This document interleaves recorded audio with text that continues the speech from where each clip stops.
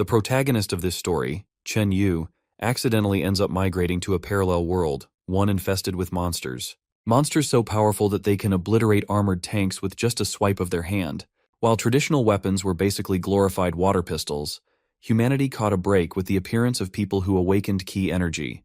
These ki users fought off the monsters and brought peace back. Thus began the era of national martial arts practice, and Qingcheng City's second high school is one of the institutes that nurtures new talent.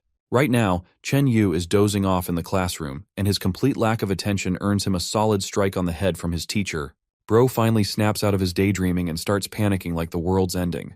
But turns out, it's just his angry homeroom teacher yapping nonstop. Seems like teachers aren't particularly fond of Chen Yu. Probably because he's not exactly a straight A student. Apparently, Chen Yu transmigrated into a totally ordinary dude with zero martial arts talent. He's now a senior high school student, about to take the college entrance exam that's just around the corner. And he's convinced that unless he awakens some sort of cheat-like upgrade system, his life is basically doomed. Not to mention, he won't be able to escape this teacher's constant nagging. As fate would have it, a system window suddenly flashes before his eyes, calling him an illegal alien intruder who doesn't belong in this world. After that, the system inflicts him with a curse for transmigrating to a planet that isn't his. Once the curse is complete, a system window pops up showing his stats. The only important detail is that the system literally classifies him as a weak-ass runt with pathetically low ki energy. Before Bro can even process what's happening, his trash teacher pops up again to remind him how worthless he is, a perfect fit for mopping floors and cleaning classrooms. And it's not just this fat ass. Literally every teacher in the school looks down on Chen Yu. The sting of humiliation hits hard, but it looks like Chen Yu won't be a loser for long. Turns out, his newly awakened system rewards him with stat boosts every time he's humiliated. And since his teacher just roasted him again, the system gives him some shiny new stat points. Needing time to process all this nonsense, Chen Yu dashes out of the classroom and hides in an alley near the school. Surprisingly enough, the system gives him even more stat points for not being a responsible student. Chen Yu doesn't even have to think too hard to figure out that his system literally rewards him for slacking off and getting disrespected. The more he goofs around or gets roasted, the more attribute points he earns. On the flip side, if he works hard and people praise him, his stats will drop. Still, he wants to test this theory properly before jumping to conclusions. For now, his main goal is to increase his ki energy as much as possible. As he walks through the streets, he runs into two lovebirds engaged in an intense lip-lock session. Seeing this smelly virgin loser hovering nearby, the couple shoos him away like a stray dog, which earns our boy some charm and confidence points just for being humiliated. Plot twist, that girl is not some horny teenager. She's a literal succubus who just sucked the life out of that poor bastard. Sirens of danger start blaring in Chen Yu's head when he sees the dude lying dead on the ground, totally drained. This nasty woman is actually a poisonous gas parasite beast, a parasitic creature developed specifically to target humans. It latches onto human bodies and releases paralyzing toxic gas. She sticks out her creepy-ass tongue and slaps the absolute hell out of Chen Yu. And for getting slapped pathetically, the system rewards him with blood and ki energy points. But seriously, what's the point of gaining stats if Bro's just gonna get humiliated and beaten into a pulp? He definitely doesn't want to die. See, if his vital organs such as his lungs, heart, or head get wrecked, he won't be able to revive, no matter how much ki energy he stacks. The monster lands another blow, finally rendering him immobile. She climbs on top of him while flexing her massive gaiat. As she starts sucking his face and releasing poison, Bro's ki energy begins to rise. Even while being assaulted, this dude has the audacity to call her out for her horrible breath, which just earns him even more abuse. But hey, his provocation gets him another 390 blood points. This time she opens her mouth, literally a whole foot wide, trying to devour him alive. Poison leaks out of her throat like a broken sewer pipe and starts seeping into Bro's nostrils. We all know he deliberately provoked her just to inhale more of that stanky toxin straight into his lungs. Bro goes full junkie mode, inhaling like it's premium-grade cultivation fuel. As the poison floods his lungs, the system starts bombarding him with non-stop notifications, each one proudly announcing how many points he's racking up. Eventually he collapses. Turns out there is a limit to how much poison one man can take. As he lies there helpless, that crazy parasite beast lady sees her opportunity and pounces on him. But just when it looks like game over, my guy rises from the ground like a damn zombie out of a grave. He grabs both her hands and punches the absolute hell out of her. The impact is so brutal, it drills a hole clean through her belly. Her milkers literally explode on the spot. Bro just went full Saitama mode. The only key difference is that Saitama trained hard to get there, but Chen Yu got stronger by being bullied and gassed. The commotion grabs the attention of nearby onlookers, but before anyone sees his face, Chen Yu bolts from the scene. About half an hour later, a beautiful woman shows up at the crime scene to investigate. Turns out that parasite beast was a scout for mutated monsters that have snuck into the city. What really grabs her attention is the strike that killed the beast. It's so powerful, it had to come from at least a level 2 cultivator. And yet there's no sign of who did it. Meanwhile, our boy finally makes it back home. His mom's busy in the kitchen, so he sneaks into his room before she notices the bloodstains on his clothes. Except someone is already in his room, his hot older sister. Naturally, she notices the blood and questions him about it. He just shrugs and says he tripped and fell, then rushes to the bathroom to change.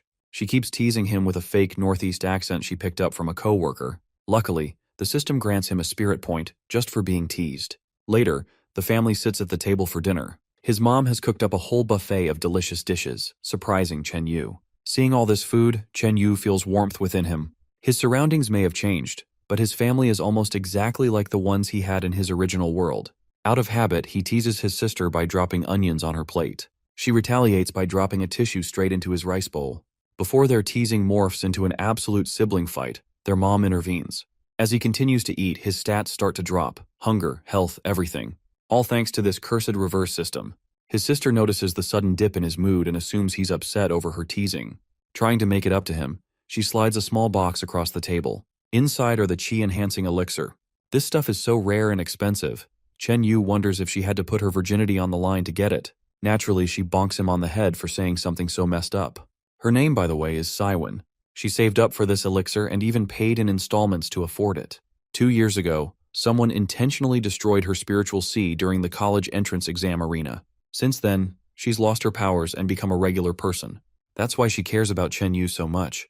She wants him to rise as high as he can in the cultivation world. So, he takes the pill, and instantly loses 3 days' worth of cultivation progress. That's right, the pill had such a reverse effect, it drained his stats instead of boosting them. His sister quickly snatches the box back, worried he might sell the rest on the black market. She decides to personally give him 1 pill every 2 days instead. Later that evening, Chen Yu walks alone through the streets, thinking of ways to fast-track his cultivation. Eventually, he decides to try something like that poison incident again. He pulls out his phone and starts looking up the best toxic stuff known to wreck a person's spiritual sea. After taking notes on every sketchy drug and method he can find, he decides to start small. So he pays a visit to local 7-Eleven. For his test run, he settles on something a little less lethal, such as cigarettes. Behind the counter stands a lady with massive hooters, and my guy can barely hold himself together just looking at her. He asks for a pack of cigarettes, but she walks up to him and reminds him he's a minor. Then after insulting him a bit, she struts right past him. Bro takes that personally. In a brilliant act of revenge, he throws a string of firecrackers at her back, grabs the pack of cigarettes, drops the money on the counter like a gentleman, and bolts out of the store. Later, Bro finishes the entire pack of cigarettes in just a few minutes. He's looking worse for wear after inhaling that stuff. If he has to be honest, it tastes worse than dog poop. But the trouble finally pays off. He gains 98 key energy points, and now he is officially a level 0.3 cultivator. To put that into perspective, a level 0.5 cultivator would be considered a top-tier 11th grader. A level 0.8 cultivator is practically a top 10 student at the whole school. If you hit level 1, you could get a good job right out of high school, no degree needed, and the salary will also be pretty damn sweet.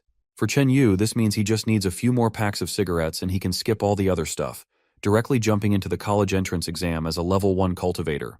He's daydreaming about his next steps when 2 thugs show up and start bullying him. Apparently, the spot where Chen Yu smoked his pack of cigarettes is part of their turf. These chain smokers are not vibing with him occupying their territory. They threaten to report him to the school for smoking, and the consequences won't be pretty. Chen Yu knows these guys. One is Da Chun, while the other goes by the name Da Q. They're the classic campus bullies, always extorting weaker students for their stuff. One of the jerks grabs Chen Yu by the collar and demands that he cough up more cigarette packs or face a beating. Chen Yu earnestly tells them it was his first and last pack, so he has nothing else. The bullies order him to go get more. But here's the thing, Chen Yu is broke as hell and has nothing left. Since he's not offering them any value, they decide to use him as a punching bag. Underestimating our boy is the first and last mistake this bastard is gonna make. In one move, Chen Yu punches Da Q so hard that the guy goes flying. The other guy, Da Chun, is standing there with his eyes nearly popping out of his skull, freaking out because his friend just got knocked out with one punch, and his friend is supposed to be a level 1 cultivator. It looks like Da Chun didn't learn anything from his buddy's mistake, and tries to attack Chen Yu. That ends just as badly. One gut-wrenching punch, and Da Chun's out of commission too. Shortly after, The crowd that starts to gather around is left in shock as they witness the two bullies, completely stripped naked, lying on the ground, vulnerable for all the passing students to see. Chen Yu, on the other hand, walks away like a true Chad, oozing confidence. He's gotten so strong, he's starting to wonder how the hell it happened. Seriously, all he did was smoke that foul-tasting cigarette pack, worse than any crap he's ever had to deal with. Now, he's debating whether he should smoke 100 packs or maybe even 1,000 next. He's already picturing himself ranking at the top of the cultivation world. Once he's strong enough, his next goal is to win the heart of the lady he loves the most. His irritating teacher suddenly appears out of nowhere, eavesdropping on his thoughts. Of course, this bastard scares the hell out of Chen Yu. He then starts with his usual insults, calling Chen Yu pathetic. He says Chen Yu needs to step out of his comfort zone. Instead of daydreaming, focusing on cultivation would actually be useful for his future. The dude is so annoying, Chen Yu can barely keep it together. The teacher goes on, giving instructions on how to gather ki and feel the spiritual sea inside his body. Chen Yu gets into position just to shut the guy up. But as usual, his efforts lead to disaster. The system starts deducting ki energy points, because he's trying too hard. In just 10 minutes, he loses a bunch of ki energy, sacrificing all that just to appease his trash teacher and get out of this mess. And then, the announcement blares across the school grounds, telling all homeroom teachers to lead their students to the field and line them up in positions. The pledge ceremony at the school is finally about to begin. The principal, standing at the podium, enthusiastically announces to the gathered students that the battle for the college entrance exam spirit is right around the corner. This is a pivotal moment in their lives, a moment that will determine the direction of their futures. While the instructor drones on about the importance of the ceremony, the focus shifts to Chen Yu, who stands amidst the crowd. The students behind him mock and ridicule him, laughing at his expense. But strangely, instead of feeling discouraged, Chen Yu feels more confident. Every insult, every jeer, is only pushing him to prove them wrong and gaining him stat points in the process. Some of the insults hit below the belt. They call him gay, say his family eats shit because of how poor they are. This goes too far, and Chen Yu, unable to hold it in any longer, explodes in frustration. The crowd grows more aggressive, spitting even more venom at him. But for Chen Yu, it's a win-win. Their words are making him stronger, and every insult is making him the opposite of what they think. It's almost ironic how much they're helping him by tearing him down. Meanwhile, a model student takes the stage, a figure of grace and success. Her name is Xing Bi, a student at Capital University and the vice chairwoman of the Cultivator Union. Once, she was the top student at this school, and now she's a high achiever at Capital University. Chen Yu's teacher, upon seeing her, is completely smitten. He tells Chen Yu to take notes and learn from someone like her. But Chen Yu isn't impressed. In fact, he loathes her. This is the same girl who, during the college entrance examination 2 years ago, deliberately destroyed his sister's spiritual sea and ruined her cultivation base. Xingbi steps up to the podium, greeted by applause, and begins her speech. Her words drip with disdain as she declares that those who are useless shouldn't even be eligible for the exam. They only waste educational resources and squander their time. She points out that people like Chen Yu, who fail time and time again, are exactly the type of student she's talking about.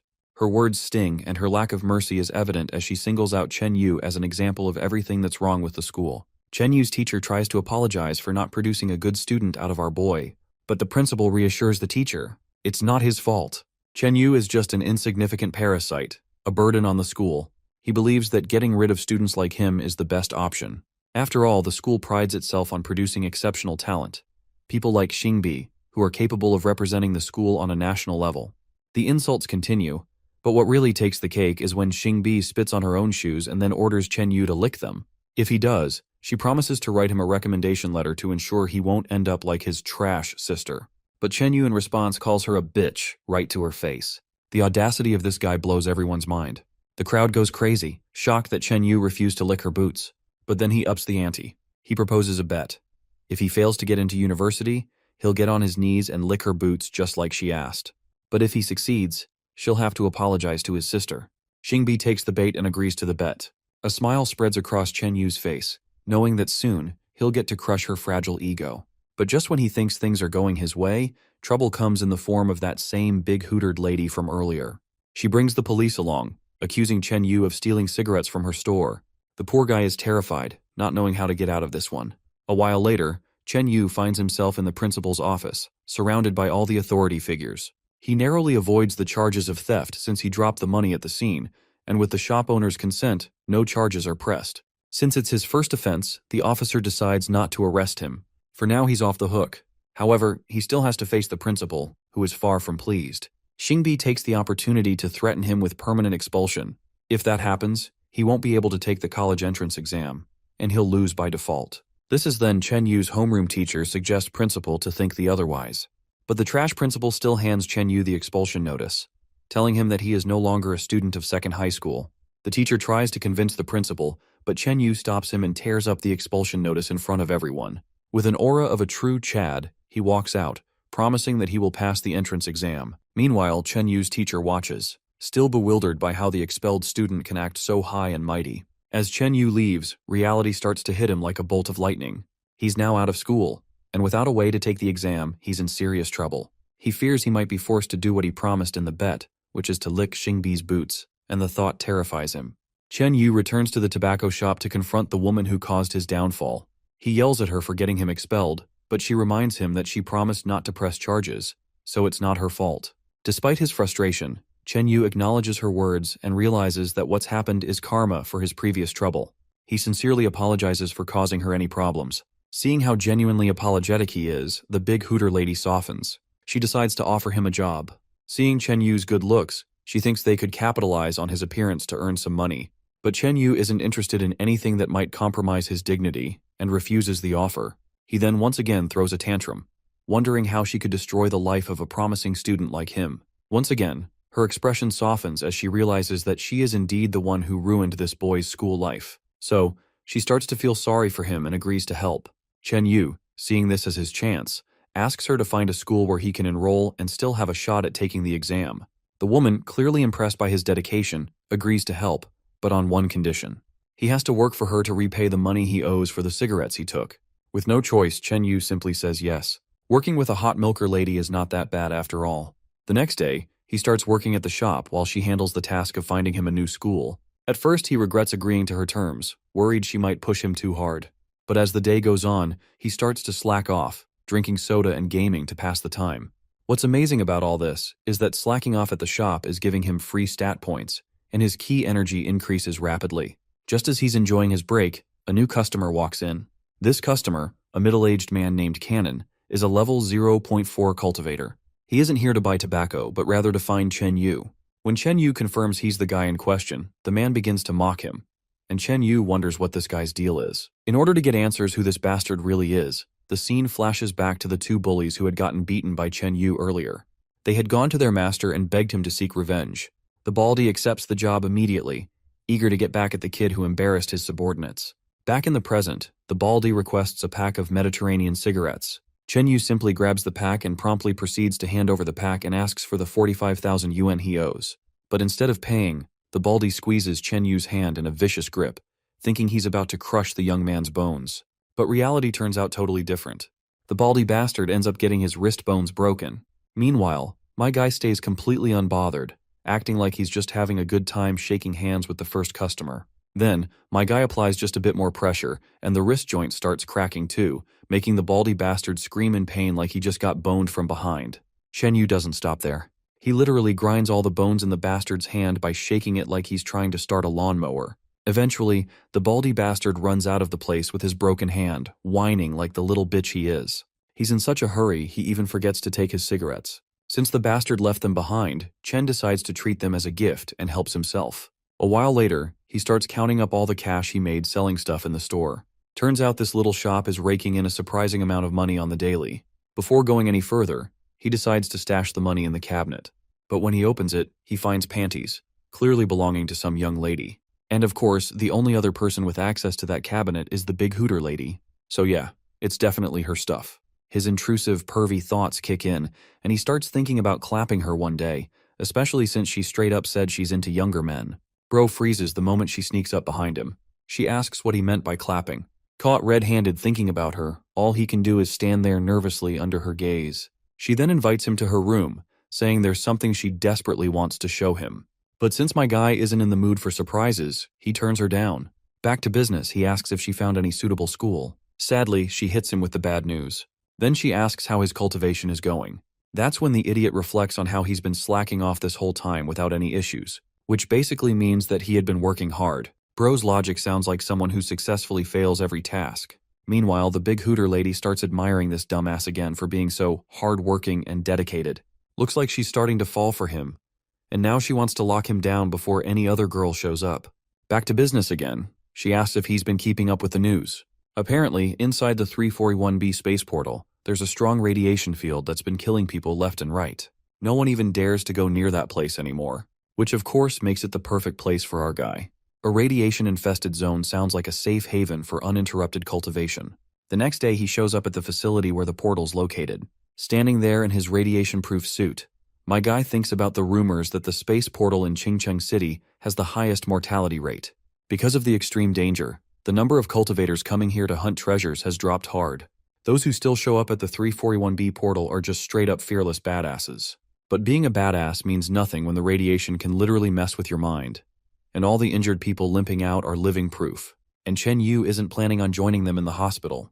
Before he enters, one of the instructors gives him the necessary instructions and tells him to twist the anti-radiation activation key on his chest. Once he does, the anti-radiation shield activates, and now he's clear to move around inside the space portal. He's warned not to turn off the anti-radiation shield inside. Finally, my guy steps through to the other side of the portal, and contrary to what he expected, it just looks like a space station where a bunch of people are chilling. But then, bam! He drops to his knees, overwhelmed by a wave of excruciating pain. He starts feeling dizzy, like his blood's boiling inside his veins. Onlookers gather, watching him struggle like a crippled dog. They scoff, mocking how this dude had the audacity to enter with such weak-ass ki energy.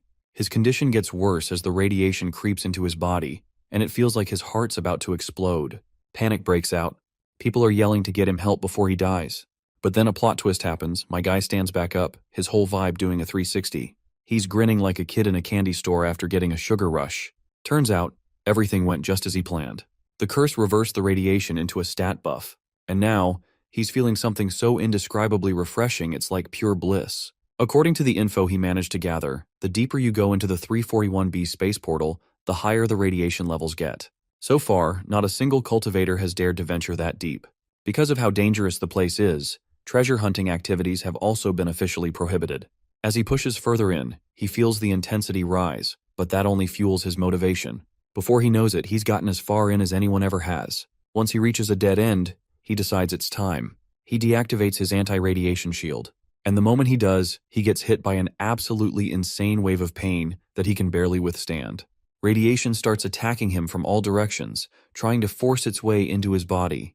But my guy can feel it. His stats are rising, and he's on the verge of evolution. 3 hours later, he's on the ground. Not from exhaustion, but because he just had the time of his life cultivating and leveling up like crazy. Sure, the radiation is deadly, but to him, it felt more like a full-body massage from a squad of elite masseuses. Invigorating. Detoxifying. Great for the skin even. He's already spent more time here than he should have, so he bolts for the exit. Once he's out, he notices that the other contestants in the portal have started throwing hands. The woman exchanging blows with some blonde guy is Bahuang Yao, the daughter of the Bahuang family. She demands to know who these goons are and why they're attacking her. The blondie doesn't answer. He just sneers and tells his thugs to take her down. Turns out he's planning to sell her off to the Fairness Association for a solid payday. But the lady kicks one of the brainless fools like he's a damn soccer ball, then drops another with a single punch. That's when Blondie sees his opening and charges in, his fist loaded with energy. But the lady straight up vanishes, leaving his punch swinging through empty air. She reappears above him and stomps him into the ground like a cockroach. After those acrobatics, she lands back down. Looks like this idiot underestimated her strength, and now he's learning the hard way. But according to him, she's not invincible. She suddenly collapses. Turns out, this crazy bastard threw some kind of projectile earlier that ripped her suit. Actually, this bastard had already secretly punctured her protective suit before entering the portal. Every time she exerts force, it wears down more. Without protection from the anti-radiation shield, even the daughter of the Bahuang family is just another injured mammal. As she lies there helpless, the bastard decides to go for her gayat. That's when my guy steps up and grabs his filthy hand before he can humiliate her. The gayat lady's hazy eyes can't even make out the face of the gigachad who just stepped in to save her, and she passes out. Blondie's not vibing with the fact that someone interrupted his fun. He punches our boy as hard as he can under the chin. Chen gets annoyed, so he decides to throw a punch of his own. But he misses, and gets clocked again by that bastard. Another brutal punch hits him right in the face, but instead of pain, it's just free stat points in health. Blondie starts feeling smug. He thinks he's got this handled. Chen Yu tries again, misses again, and gets hit again. He keeps going, trying to land just one damn hit. But every time he ends up taking the full brunt of the attacks. Thing is, he's doing this on purpose, taking the hits to level up. Blondie, meanwhile, is getting tired. He's thrown so many blows he's almost out of stamina, so he pulls out his last trump card. He calls out to his battered goons, and together, the trio casts some green electric technique that starts tearing Chen Yu apart from the inside. But we all know how much of a masochist our boy is. All this pain is just pure pleasure flowing through his body. Blondie smirks and says the real pain starts now. This technique doesn't just zap you, it consumes your internal energy, makes your body heavier, and causes your organs to fail. Even your ki gets corrupted. But all these side effects are just music to our boy's ears. He flips the middle finger right in the bastard's face. The trio starts zapping the hell out of him again, and this masochist is straight up loving every second of it. Not getting enough reaction, they crank up the intensity. It only fuels his twisted pleasure even more. Soon he's down on his knees, mind going numb, eyes rolled back, cheeks red, completely lost in the sensation. Blondie is drained. All those electric zaps did nothing but get our boy more hyped. Now Blondie wants to end it with one final strike, to obliterate Chen's head. But before he can, boom, our guy throws a surprise punch right into his crotch. Explosion of balls happens, and his entire generation splatters everywhere. With that one jackass down, my guy cleans up the rest of the goons like trash day. The girl starts regaining consciousness, and through her hazy vision, she sees her savior. After looting those broke-ass goons for their credit cards and cash, our boy scoops up the girl and starts heading out. The guys in the facility scramble to get the doctor. After all, they're talking about the daughter of the Bahuang family. Once my guy hands the lady over to the capable hands of the staff, he decides it's time to leave, now that he's fulfilled his duty. A little while later, he takes off his anti-radiation suit and stands there naked. Soon enough, all of the juicy stats start piling up. To feel the power, he strikes the air and can tell he's brimming with strength. But then he notices his nose bleeding. That's pretty alarming. Plus, the stats aren't increasing as wildly as they were before. This means his body has hit its limit, and if he pushes any further, it could be lethal. To put it in perspective, it's like falling into magma. No matter how much HP a person has, their body is still going to be burned away. He quickly gets back into his suit and rushes to be sanitized as soon as possible. After going through the decontamination room, the girl working in the facility tells him to take off his clothes and leave them there for examination and to ensure they don't have any traces of radiation that could harm him later. He does as he's told, and when his chiseled body with a six-pack comes into view, all the female assistants in the room start getting flustered. One of the assistants, wanting to see more of his body, asks him to take off his boxers as it's mandatory for a thorough examination. It's clear he knows what these ladies are thinking, so he's definitely not going to take off his boxers. Still, the eager girls cling to him under the pretense of an examination. One even starts rubbing her big chest against him. As tempting as this soft touch might be, he's a total giga-chad and pushes the lady away. Later, as Chen Yu stands outside the cultivator test room, two guys show up and start throwing jabs at him. They're sure they've seen him before and heard he's the first student in high school to get expelled right before the college entrance exam. Basically, these two are just picking on him. But my guy has nothing to prove. He simply shakes hands with them and admits they're right. Inside the cultivator training room, the guys are going crazy with their usual training. One of the guys who had been trash-talking punches the strength gauging machine hard and gets a score of 0.2. The guy smugly claims he only used half of his power, even though it's obvious he put everything into that strike. They challenge our boy to throw a punch himself. Whoever scores higher wins, and the loser has to run 3 laps naked.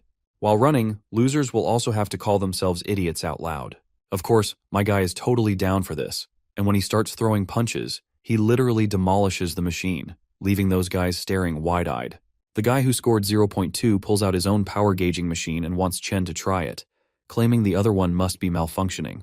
Chen's more than ready, and with just one punch, the guy holding the machine gets sent flying into the wall, along with the machine. The score on the machine is even higher than before, which just scares the guy even more. This jerk, who was so cocky before, is now a sobbing mess.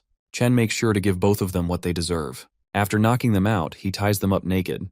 Since they can't call themselves idiots as part of their bet, Chen leaves a note saying they're the stupid asses. Later, Chen returns to the tobacco store. Since the shop is closed, he tries sneaking into the apartments above through the window. To his surprise, he finds the big busted shop owner casually lounging on her bed, her assets sagging. He's startled, trips, and lands right on her soft, jiggly body. It looks like she's already been watching some dirty stuff and is ready for a fun time with him. But Chen quickly runs downstairs since he needs to open the shop. While he's working in the shop, the lady decides to go find a school for him. Chen puts some of his money in the drawer and grabs a pack of cigarettes for himself. He lights up dozens of cigarettes at once and starts inhaling deeply. The rush of stats makes him feel totally turned on. He's smoking so much at once that he accidentally triggers the fire alarm, setting off a shower to put out any potential fire. We then cut to this company known as the Levy Group. Inside the building, we see that pathetic blondie who got his balls busted.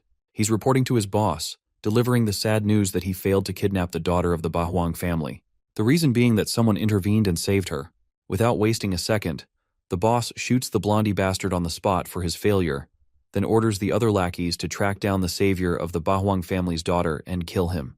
Cut back to the tobacco store. Chen is dozing off when suddenly his phone starts blaring. Turns out it's his mom calling with some great news. His sister's getting engaged. The news hits Chen like a truck.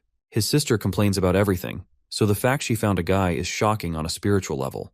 Later, at home, we meet this baldy bastard who turns out to be Saiwen's fiancé. The moment Chen walks in, the bald dude mistakes him for her ex-boyfriend.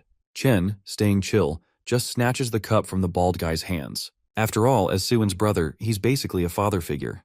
And as per Chinese tradition, he accepts the teacup. Chen then starts interrogating the bald dude, asking his name and age. The sweaty bastard introduces himself as Wang Shude, 34 years old. Chen keeps grilling him. Wang claims to be the son of the factory owner where Saiwen works. Says he owns a villa, a few apartments in high-end communities, and even drove a BMW today. Oh, and he's got enough savings to live comfortably. Chen then hits him with the real question. Why choose his sister? That's when Wang's true nature leaks out. He says he likes women with big personality and a curvy body. Seeing how creepy this bastard is, Chen comes up with an excuse and shuts the whole thing down, refusing to hand over his sister. Of course, his sister snaps and starts beating the crap out of him. After watching Chen get the smackdown of a lifetime, the creepy sucker instantly changes his mind about marrying Saiwen.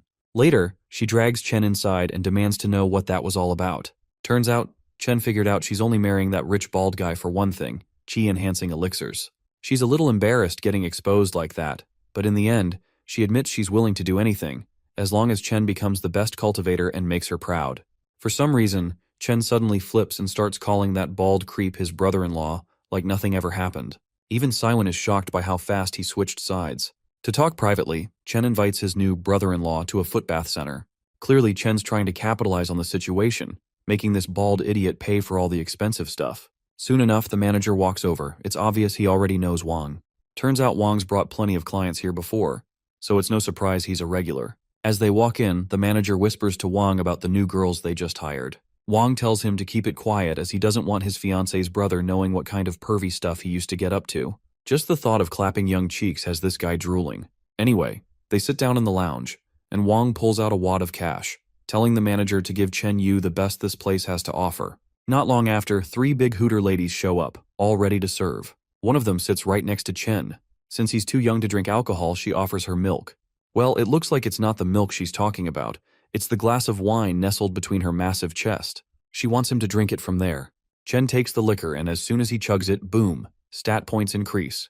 The other booba girls start rubbing up on him too, racking up even more stats. Since Wang is paying 1,000 wen per drink, Chen wonders how much he's going to earn for each glass. Wang, trying to get Chen drunk and knock him out so he can have the ladies all to himself, offers 30,000 wen if Chen drinks all of it. Chen plays along, drinks all the booze, then pretends to be knocked out cold.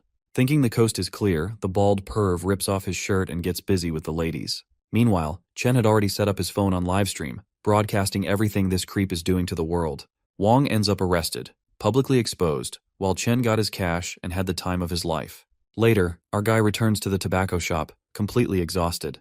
There, the big hooter lady gives him the good news that she's finally found a school for him. Bro lights up like a kid in a candy store. Later, he's seen receiving a fresh shipment of cigarette supplies from a delivery guy. But unbeknownst to Chen, 3 shady figures are lurking behind him. And yeah, their target is Chen himself. These wannabe Power Ranger clowns finally reveal themselves. Their weird antics make Chen turn around and question them who the hell they even are. The redhead reminds Chen of the incident at Portal 341B, where Chen ruined their plan to kidnap the Bahwang family's daughter. They still haven't forgotten about their blondie friend, the one who got his balls busted and died a dog's death. But in the end, these fools are the ones who get their asses whooped. After getting the beating of a lifetime, that redhead bastard starts losing his mind, yelling about how the hell Chen got all this power. Even then, he refuses to betray his boss or spill any info. He insists the only way Chen can survive is by joining the Levy Group. You see, Levy Group is one of the major shareholders of the 341B space portal, And since Chen ruined their plan of kidnapping the daughter of the Bahuang family, there's no way they'll just let him walk away. Hearing this, Chen finally connects the dots that these goons are tied to that one guy whose balls he crushed inside the portal. Meanwhile, the redhead continues ranting about the consequences if Chen doesn't join them. But our guy stays completely unfazed, brushing off the threats like lint off his jacket. Cut to the police station, where an officer is briefing his boss about some bastards who were found tied to a pole, butt naked, with a phone blaring that they belong to the Levy group. And that's not all. The recording also contains a voice note of the redhead bastard straight up admitting they were trying to kidnap the Bawang girl. With evidence like that, our boy knows these guys are toast. Standing outside a pawn shop, Chen steels himself with one thought that he's going to obliterate the Levy group out of existence. He plans to use the money he looted from the attackers, along with that 30,000 yuan from his sister's creepy fiancé. Back in the shop, Chen calmly hands over a long-ass list of items he needs.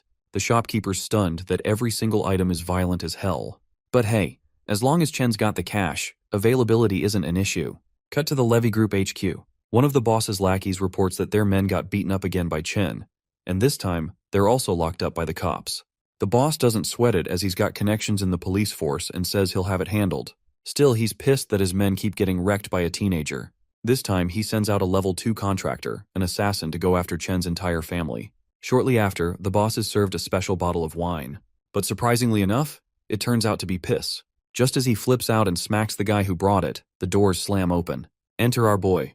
He walks in, ready to take down the entire Levy group. The boss frowns hard.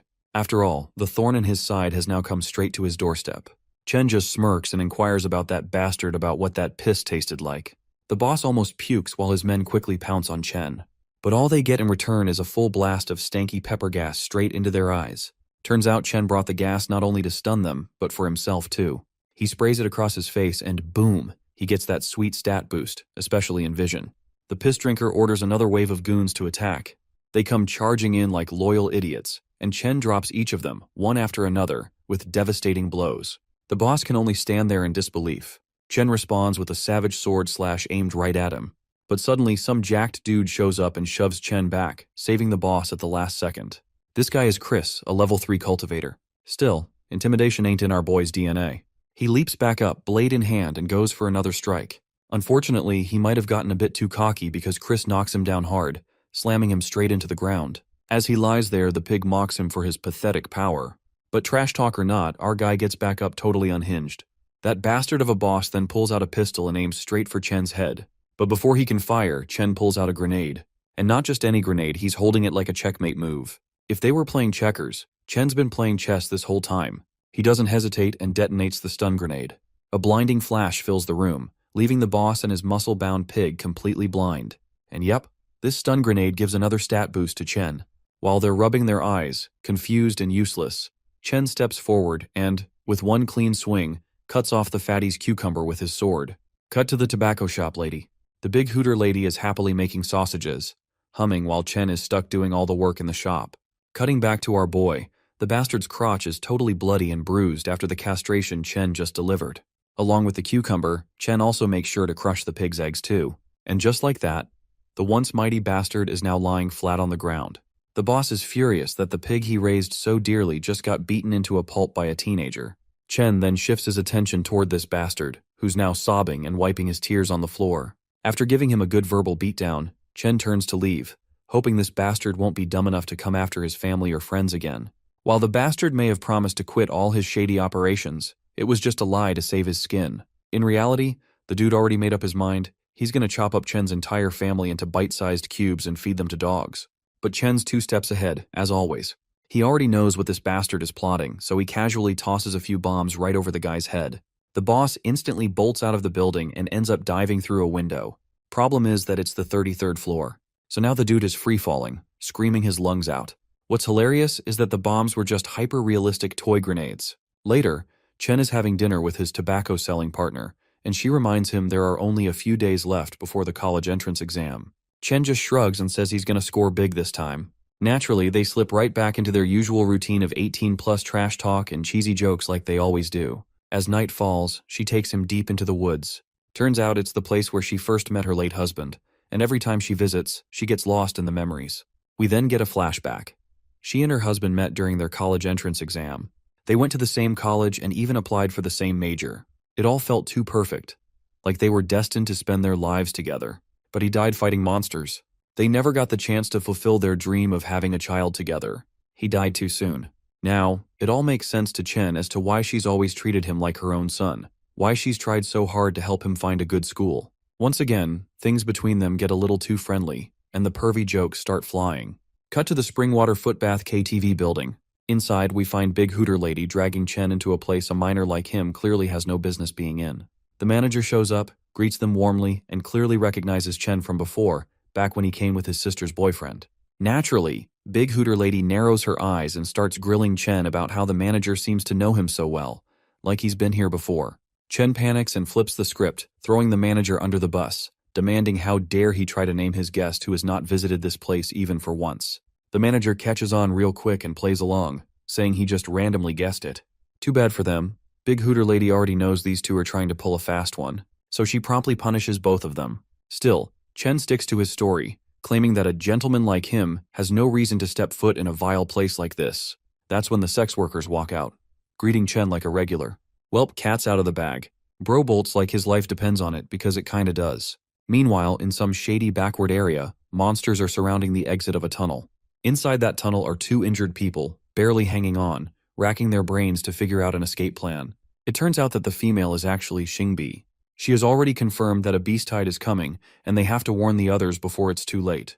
But in true cold-blooded fashion, she decides to use the poor guy as bait. She plants some kind of talisman on his back and sprints out of the tunnel, leaving the dude behind to die. Cut to the Qingcheng Municipal Government Building. Inside, the boss is yelling about how Xingbi, one of the most gifted students at Capital University, has gone completely off the radar along with her entire team. The whole committee sits in stunned silence while he demands answers as to why there have been zero reports about her party. But they don't have to wait long as Xingbi walks in, covered in blood from head to toe. The boss nearly has a heart attack seeing her alive. She explains their mission was to investigate mutated beasts in the suburbs, but it turned into a disaster. She's the only survivor, and then she drops the bombshell. The beast wave is on the horizon. Her team went deep into the danger zone to gather vital info, including the scale of the incoming tide, but they all died in the process. The only way to avoid mass casualties now is to sound a citywide raid alert and prepare for the battle ahead. Cut back to Springwater Footbath, where we find our boy again with Big Hooter Lady. She's up there on stage trying to wow the crowd with her singing. But instead of lifting spirits, her voice is straight up making ears bleed. Finally, she stops to ask for a critique on her singing. Of course, no one has anything nice to say. Suddenly, a citywide raid alert blares, signaling that the beast tide is on the horizon. Chen is shocked. Once the beast tide hits, the entire city will become a slaughterhouse for the monsters. Big Hooter Lady grabs Chen's hand and starts dashing down the street. The whole city is in chaos. Panic has taken over, and the major areas of the city are already sealed off. Everyone's being told not to leave their homes without permission. People are loading their loved ones into emergency cars to evacuate them. Big Hooter Lady forces Chen into one of the cars and then takes off toward the eastern city wall, running in the opposite direction of everyone else. She knows that only cultivators at level 1 or higher have any hope of stopping this mess. Eventually, Chen's car arrives at the refuge center in Qingcheng City. Once they're out of the car, Chen immediately calls his mother. When she picks up, he tells her where he is and asks if she's been evacuated. His concerned mother starts talking about his sister, but before he can hear more, his sister pops up right in front of him. The doting sister seems worried about him. She's brought some supplies in a bag she packed for him. She hugs him, and tears of joy fill her eyes. Then she runs off to find their mother. Meanwhile, Chen feels sad and dejected, realizing that he's hiding in a shelter like a pathetic dog while his family is out there fighting for their lives. All the pleasant memories of his family flash through his mind. Without wasting a second, he sprints off to join the fight against the beast tide. Cut to under the eastern city wall gate. All the martial artists have gathered, ready to fight. Chen arrives, completely out of breath. Then, he notices a few soldiers dragging out a girl who's not officially registered as a martial artist, but still insists on fighting. When she's denied, she obliterates every sucker standing around her with her powers, and then punches Chen for no reason. In response, Chen blows the hell out of her as an act of revenge. Honestly, who even knows why all this nonsense was necessary? The author has really outdone himself this time. As Chen stands there, he sees the beast tide heading their way. A senior soldier on the wall tries to rally the group, promising to fight side by side with them to defend the city with his life. His speech fires everyone up, except for Chen, who loses a bunch of spirit points from the positive impact of the speech. Finally, the monsters and martial artists clash. Chen starts climbing the wall, but he's stopped by an eye patch guy who warns him about the danger ahead. If Chen doesn't want to become monster food, the old man says, he shouldn't go up. Naturally, being insulted gives Chen more stat points, which keeps stacking as the old man continues belittling him. The old man tries his best to stop him, but Chen is so confident that he just keeps climbing. Once he reaches the top, Chen starts slashing through the monsters left and right. While fighting, he tries to spot Big Hooter Lady from the tobacco shop, but she's nowhere to be found. Then, Chen gets sneak attacked by a spider woman rocking level 2 powers. Her threads are sharper than blades. She drags him closer and suffocates him with her huge chest. All the pleasure is getting to Chen's head, and he earns stat points for the pleasure. But as soon as she tightens her grip, poor Chen starts bleeding, which just earns him more stat points. That boost is enough for him to swing his katana like a gigachad, cutting through the spider woman like she's just some vegetable. Once she's down, a level 5 monster appears, namely Ferocious Vapor Mutant. The soldiers on the wall unleash a barrage of fire, obliterating the monsters. Their victory is short-lived, though, when they notice the monsters healing at an insane rate. As the soldiers panic, the monster spits out a massive amount of toxic goo, dissolving anything it touches. Luckily, Chen jumps back just in time. Seeing how unstoppable these monsters are, Chen knows Big Hooter Lady must be out there dying. Cut to a group of soldiers completely surrounded by monsters, with Big Hooter Lady among them. She's like a female gigachad, slicing through the monsters like they're cucumbers. Then, she spots a particular monster, the one that killed her husband. It's like her wish has come true, and she starts radiating an immense aura, charging at the bastard like a bullet. Chen finally spots her, and despite ignoring the old man's warnings, he jumps down from the wall. All while Big Hooter Lady pierces the monster with her weapon, but it heals just as fast as it gets injured. She falls to the ground, exhausted.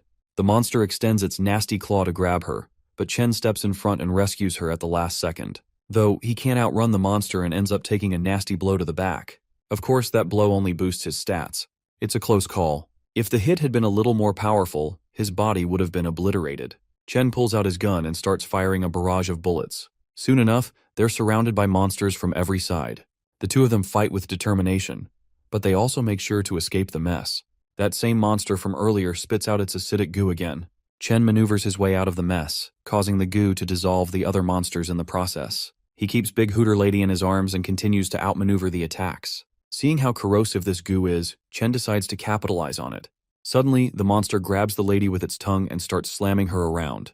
It then spits a massive load of goo all over her. Chen jumps between them, taking all of that goo right on his back.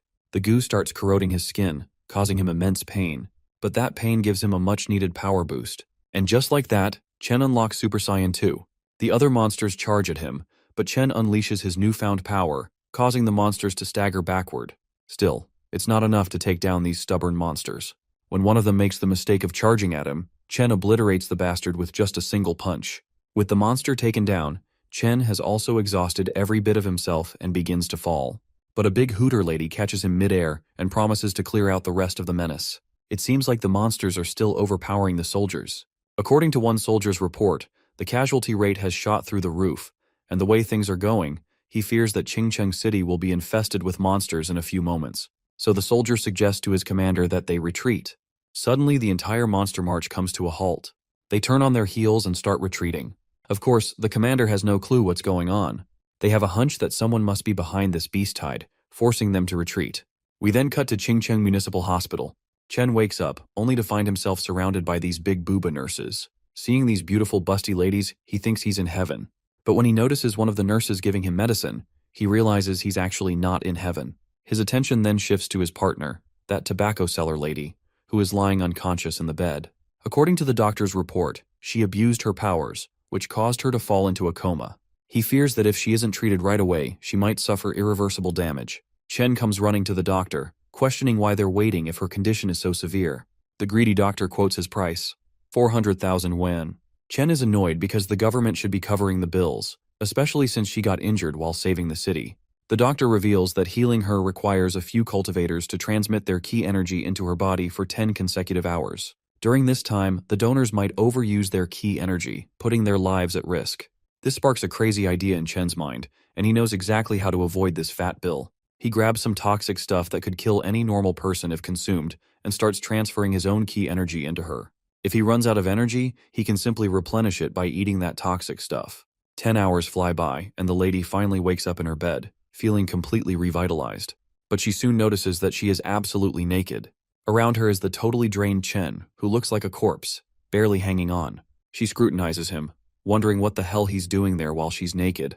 Of course, Chen pulls a fast one on her, feeding her the nonsense that she forced him to clap for her while she was sleeping. Since she doesn't recall anything from the past 10 hours, she assumes he must be right and feels a little awkward.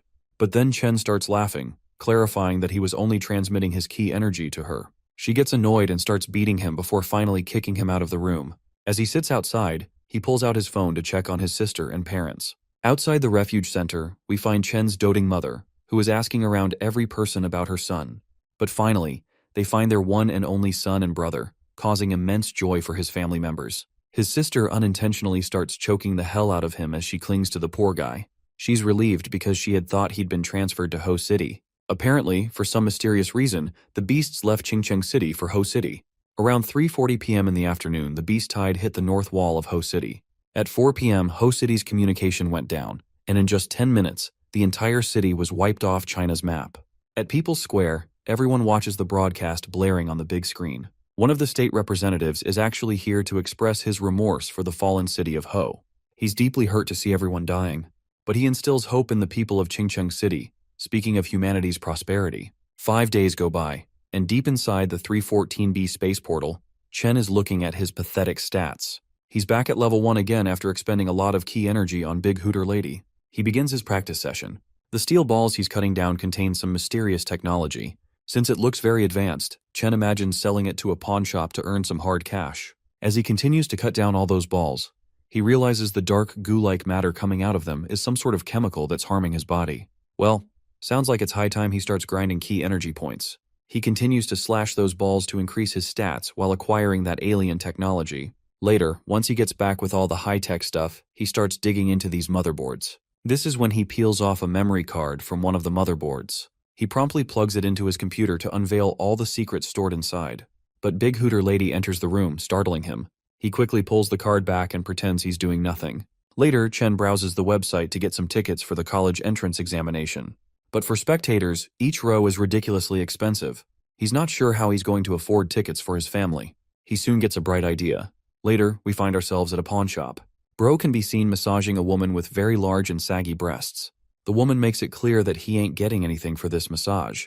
Then, the appraisal guy appears with the high-tech board Chen gave him. He confirms the validity of Chen's claims that this stuff is indeed from the space portal of Qingcheng City. So now, the only thing left is price negotiations. Chen feels smug about the loot he's acquired. Since he's being generous, he's not asking for more than 1 million for one piece of hardware. The woman over there only offers him 20,000, take it or leave it. Bro tries his best to negotiate his way out, but the woman only lowers the price to 10,000. Poor guy can do nothing but sink into despair. The woman finally decides to stop messing around with him and agrees to pay 30,000 if he's up for it. She's only paying 30,000 because what he brought is very unique, and she's never had anything like it before. Chen twirls around to shake hands in a split second. He then shows her even more of these mainboards and slyly demands she pay 30,000 for these as well. The woman is shocked to see these. If she had known he had more of this junk, she would have negotiated aggressively. Nonetheless, she's only willing to offer him 25,000 for these two. Well, my guy is up for it, and with another handshake he sells her the 3 mainboards. But then, he pulls out another 2. Of course, he finally steps on her last nerve, so she slams him for tricking her and makes her guards kick him out. Later, as he's counting the money, he feels kind of disappointed for not being able to sell those last 2 pieces. Regardless, he decides to enroll himself in the school before worrying about anything else. We then cut to the teaching building of number 7 high school. In one of the classes, the students have already gotten the news that someone who got kicked out of number 2 high school is now joining them. Right then, my guy bursts into the room. He has such an aura that the girls start swooning, while the jealous virgin losers start losing their shit. Chen, however, turns from an unmatched Sigma to a scared mess when a woman creeps up right behind him. Later, Chen makes his way to his designated desk, only to find the desk carved with a bunch of nonsensical utterances. Looks like bro isn't very welcome here. Not only do the students have a hate boner against him, even the teacher is involved. Still, my guy doesn't let these setbacks get him down. He pretends to be upbeat and happy, causing complete bewilderment in the class. Since he doesn't have a chair to sit in, the one horny girl who got an instant crush on him invites him to sit in her seat. She even starts imagining sitting on his lap. The teacher cuts through the chit-chat and instructs Chen to simply continue standing if he doesn't have a chair to sit in. Since bro has no choice, he just stands there. She then reminds him that the examination lasts for 2 days, on the 7th and 8th of July every year, which is tomorrow and the day after. Basically, each round adopts the method of best of one. The winner moves on to the next round immediately. Therefore, Chen will need to know how to harness his strength and energy. While saying this, the bitch of a teacher doesn't forget to throw some shade, assuming that an expelled student like him will probably be defeated and drop to his knees in the first round. The other students are no less scumbags and can't help but sneer. My guy suddenly moves with the speed of lightning, popping up behind those bastards and slamming them hard onto the ground. After knocking some sense into them, my guy grabs those shitheads by the head and demands they apologize. The goons don't waste a second before saying sorry. The teacher, not willing to tolerate the mess Chen is causing, threatens to expel him if he continues this. My guy simply drops the shitheads and decides to call it a day. The next day arrives, and there's a huge queue outside the examination stadium. It's finally the day Chen has been waiting for. Suddenly, his phone rings, and it's his sister. She doesn't even bother with pleasantries and starts blaring, wanting to know how he managed to get them those expensive spectator seats in the stadium. She's sure he must have done something shady to get them. He hangs up the phone, not before saying that his time to go inside has come. In the examination hall, his sister still looks annoyed for not getting the answers she desired. So she simply assumes that he must have gotten some rich woman to fall for him. Meanwhile, the tobacco seller lady with the massive knockers is sitting right in front of Chen's sister. After overhearing Chen's sister's rant, she assumes that Chen must actually have a girlfriend spoiling him rotten. A while later, an instructor steps onto the stage and finally announces the commencement of the preliminary contest's first round. The first match is our boy versus Ma Shuai. Both guys step into the arena, facing each other, and it turns out they already know each other. But since we don't have any idea how they got acquainted, we flash back to a few minutes before the exam started. Chen is in the bathroom letting loose. Suddenly, some random goons try sneaking a peek at his cucumber, which looks about as long as a hockey stick and as thick as an elephant's trunk. After draining the dragon, Chen zips up and turns around, only to find a couple of dudes straight up begging him for tips on growing their own cucumbers. To mock them even further, Bro pulls out a ruler. It's only 6 inches long, but the markings say 20. He kisses the air like a victorious hero, leaving the under-equipped gorillas behind him with shattered egos. Meanwhile, a horny girl from his class had been eavesdropping the whole time and starts blushing like crazy, realizing she might actually enjoy riding that cucumber express someday. We snap back to the arena, Chen versus Micropenis Ma. That jealous bastard tries to get sneaky and lands a surprise headbutt on Chen, sending him stumbling. Then the punk goes for the forbidden zone, aiming straight at Chen's most treasured family jewel. His micro-posse starts hollering, hyped to see Chen lose the one thing they envy the most.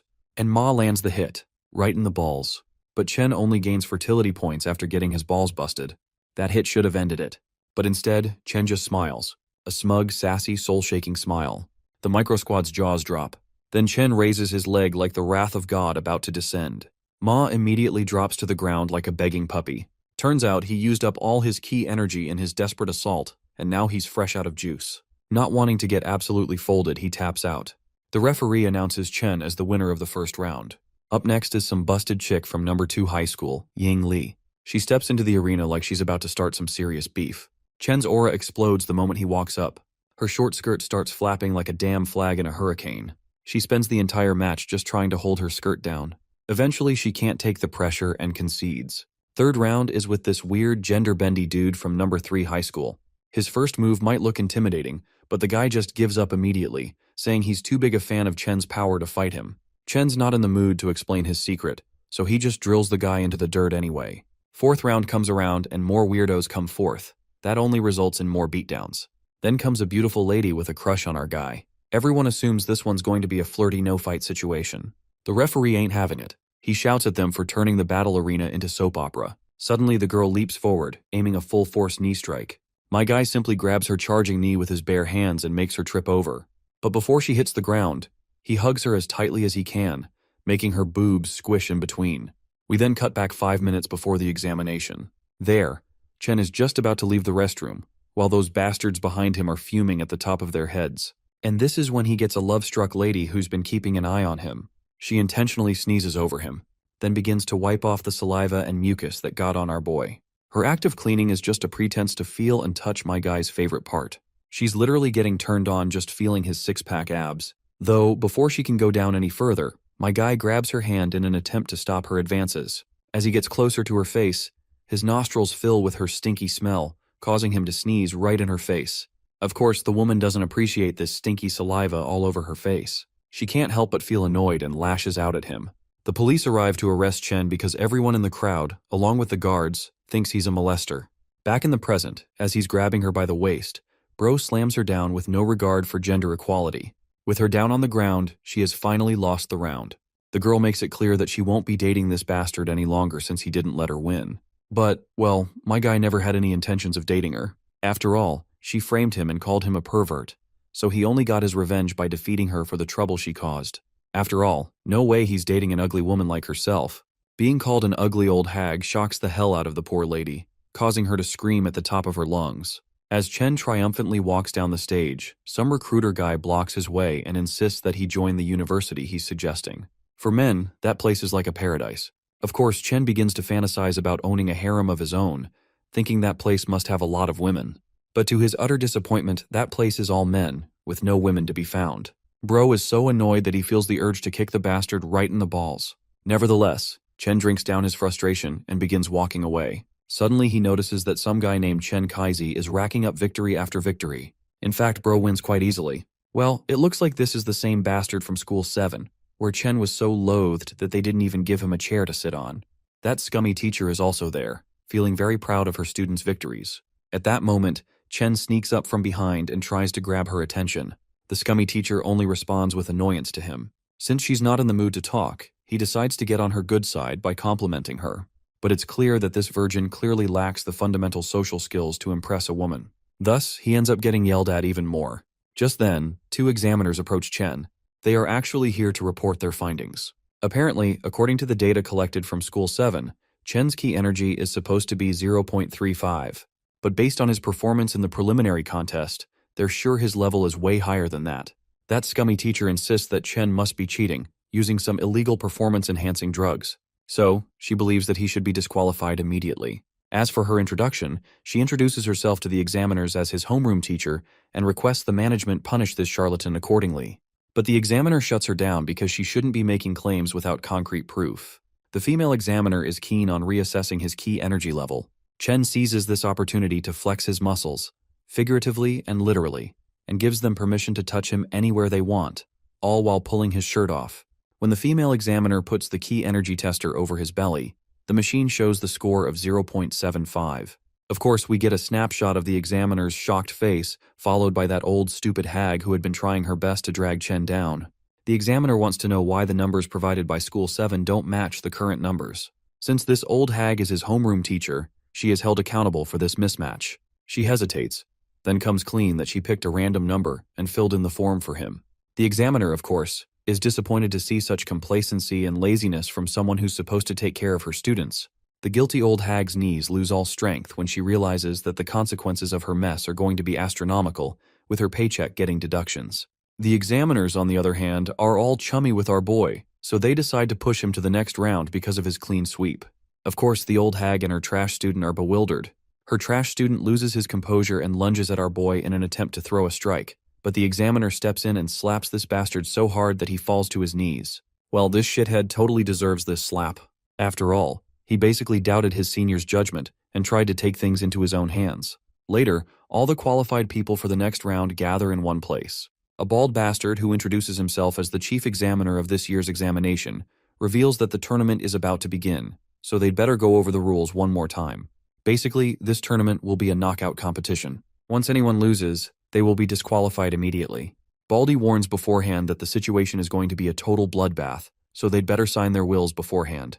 The gates dramatically begin opening, leading to the final round of this exam. As all the contestants gather in the arena, the audience is urged to cheer for their respective students. The entire crowd begins to cheer for the students they have faith in, and Chen's family is also rooting for him. In the VIP area, the big shots can already be seen fighting with each other, defending their favorite students. The instructor urges all the participating students to get into the waiting area in order to wait for their round to start. In the School 7 waiting area, all of the students are having the time of their lives, reclined back in their seats. Among them is our boy, as carefree as ever. Suddenly, the principal of number 7 high school comes rushing in, and the guys along with him completely surround Chen. While it may seem that the principal is here with ill intentions, it turns out these jacked up dudes are just here to give Chen the massage he deserves for producing such amazing results. The principal feels remorseful that he wasn't able to hire female masseurs because someone would always report him. Of course, Chen feels disgusted by those who reported the principal for such a noble act. The principal is glad that Chen shares the same thought as him. As far as he's concerned, their voluptuous figures always helped him unleash his inner strength. Anyhow, while he's here, he lays out the rules. In this competition, the contestants who are going to fight each other will be from the same school. He further assures the students that, while this next competition might sound cutthroat, it's not as brutal. Just as the old man says this, someone knocks the hell out of his opponent with just a single punch, sending the victim drilled into the nearby wall. Chen is not sure what could be more brutal than that. The bro who just got beaten is literally on the brink of death, which is completely contrary to what the old coot had said. The injured contestant concedes his defeat before he loses his life completely, so the referee welcomes the next contestant for the second round. The contestants who are about to participate are displayed over the big screen. The battles finally start, and the opponents begin their fights. But we're not interested in seeing these puny punks fight. The main highlight of this tournament is our boy fighting this bastard from his own class, the same blondie who was trying to bully him in the classroom. Meanwhile, the other contestants are fighting with the best of their abilities, and most of the battles have already been concluded. All the while, our boy hasn't moved an inch from his position, and the same goes for his opponent. To get the gist of why that is, we cut to the past where the principal is giving his two students some advice. He had a perfect strategy where both of his students can avoid injuries, so the old man tells them to remember this. The weaker one must surrender right away. Of course, neither Chen nor his blonde classmate is willing to concede defeat without putting up a fight. The blondie even objects to this idea, but the teacher only serves him a slap. So in the present, both are suggesting each other to concede defeat, but neither of them is willing to do it. They both continue to argue with each other, while the principal is getting annoyed at these two clowns. Since they are not willing to concede defeat, the principal eventually gives them permission to engage in combat. Blondie eagerly complies and begins exuding a massive amount of ki energy. The referee and a few big shots start losing their minds seeing a student showcasing this amount of power. Blondie the bastard takes this initiative to throw the first hit, but Chen blocks it right away. The bastard then swings another deadly kick that causes a giant explosion, rocking the entire stage. Chen's family is stunned. As the dust settles in the area, it seems like their worries are unwarranted. My guy just blocked it with his mere hand. Of course, none of these people in the crowd have any clue how this is even possible. Even his family is clueless as to when Chen got this much power. Chen, on the other hand, grabs Blondie's leg and throws it away like the trash bag he is. Then he further throws a kick right into the bastard's belly, causing his eyes to bulge out. Those hits were enough to send the shithead flying away. For a moment, everyone goes into needle-drop silence, but then they burst into applause, seeing our guy win. The guys in the VIP lounge are arguing over who is going to recruit such a bright student as Chen in their university. That blondie, who became the catalyst of our boy's success, is lying there totally banged up. He has yet to figure out how someone who just got expelled from his own school is able to kick ass. He's sure that Chen used some sort of drugs to win this match. Chen doesn't bother explaining himself and agrees that, yes, he used drugs, just so Blondie can justify his miserable defeat and feel at ease. Chen simply twirls toward the crowd, who are showering him with all the praise he could have ever gotten in his life. Though it's quite surprising, he's not losing his stat points after being praised. Anyhow, that bitch of a homeroom teacher butts in and accuses Chen once again of using drugs. This time, she accuses him because Chen just didn't bother explaining himself to that blondie, so she's using this for her advantage. She drags him along with her and takes him to the principal. She explains the situation like how Chen cheated. Though the principal is not sure if her claims hold any truth, everyone present there is a witness to the raw power Chen possesses. In fact, the principal is proud of Chen's exploits and is looking forward to giving Chen the leverage he needs in his academics. The mayor also takes his time to personally praise Chen, but that old piece of shit of a woman continues to accuse our boy, and she even brings this in front of the mayor. The guy standing beside the mayor decides to split the milk from the water by volunteering to become a punching bag. Chen will land a blow on him, and he will judge if Chen is a worthy opponent. Chen takes the challenge and promptly throws a hard punch. The punch sends that white-haired bastard skidding across the ground, but it was not powerful enough to inflict any damage or make him break his stance. This of course shocks Chen, seeing how he failed to even ruffle his feathers. This also gives an opportunity to that old hag who is always willing to mock our boy. But this is when the mayor decides to break the ice. In reality, even a level 3 cultivator would not be able to make that white-haired dude flinch. But the fact that someone like Chen, who is not even level 2, made him skid across is just total insanity. Even that white-haired guy confirms Chen's prowess. Chen's strength is so insane that even a drug bought from the black market could never give him such a crazy boost. The principal is happy that Chen did not cheat after all. He then turns to that old hag and delivers the bad news. Her half-month salary will be deducted for picking on one of her students for absolutely no reason. Of course, that piece of shit woman quickly turns into a shocked mess. Our guy, on the other hand, can't help but feel proud of himself. There's no doubt left that he is indeed a force to be reckoned with. Every representative from every university jumps toward Chen to recruit him. Chen simply lays them off by asking for their name cards only. The rest, he'll decide who he would like to join. Chen first wants to weigh his options and will only go with the ones who are offering him the best treatment possible. Meanwhile, the referee gives an announcement about the next round, which will take place soon enough. In this match, the dark horse Chen will go up against Wang Ao from number 4 high school. Finally, Chen stands against the guy in question. It looks like Chen is also mentally preparing before he fights his next opponent. You see, number 4 high school is one of the major institutes in Qingcheng City, and there are plenty of excellent cultivators. So basically, Chen wants to be careful to avoid any unnecessary embarrassments. As the countdown before the match begins ticks down, Wang begins to unleash his terrifying powers and pounces over the boy as soon as the clock stops ticking. All that show for nothing. That bastard simply gets over the ground, growling like the whimpering dog he is. Chen then decides to bestow this bastard with the honor of fighting. Keeping their power levels in mind, he decides to fight him with only one hand.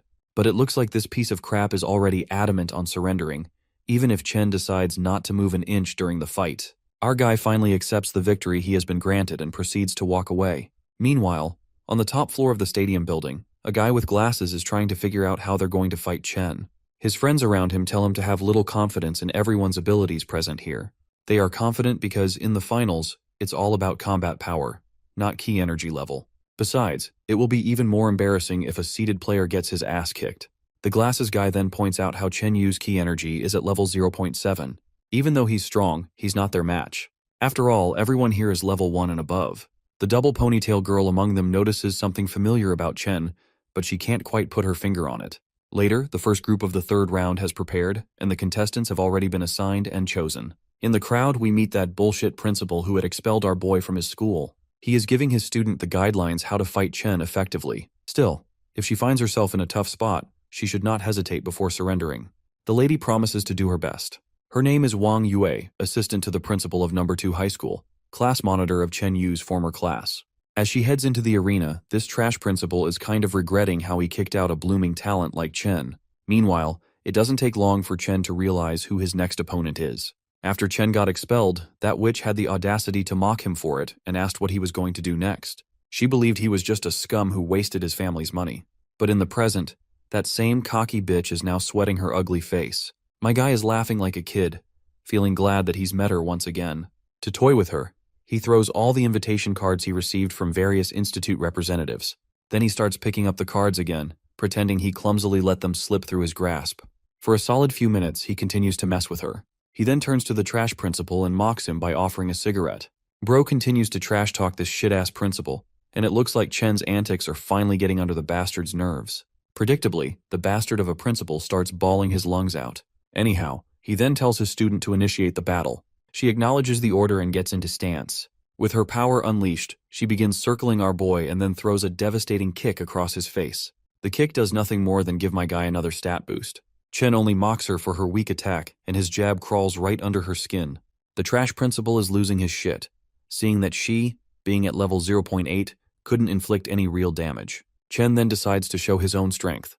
First of all, he knocks her off the ground with some cool acrobatics, and then slams the shit out of her onto the floor. That bastard of a principal is losing his mind watching the immense strength Chen is displaying. As far as he's concerned, Chen was a lowly runt who barely scraped by. With her down on the ground, Chen mocks her, telling her that a class monitor lost to a so-called pathetic loser. Meanwhile, the referee is left with his jaw hanging.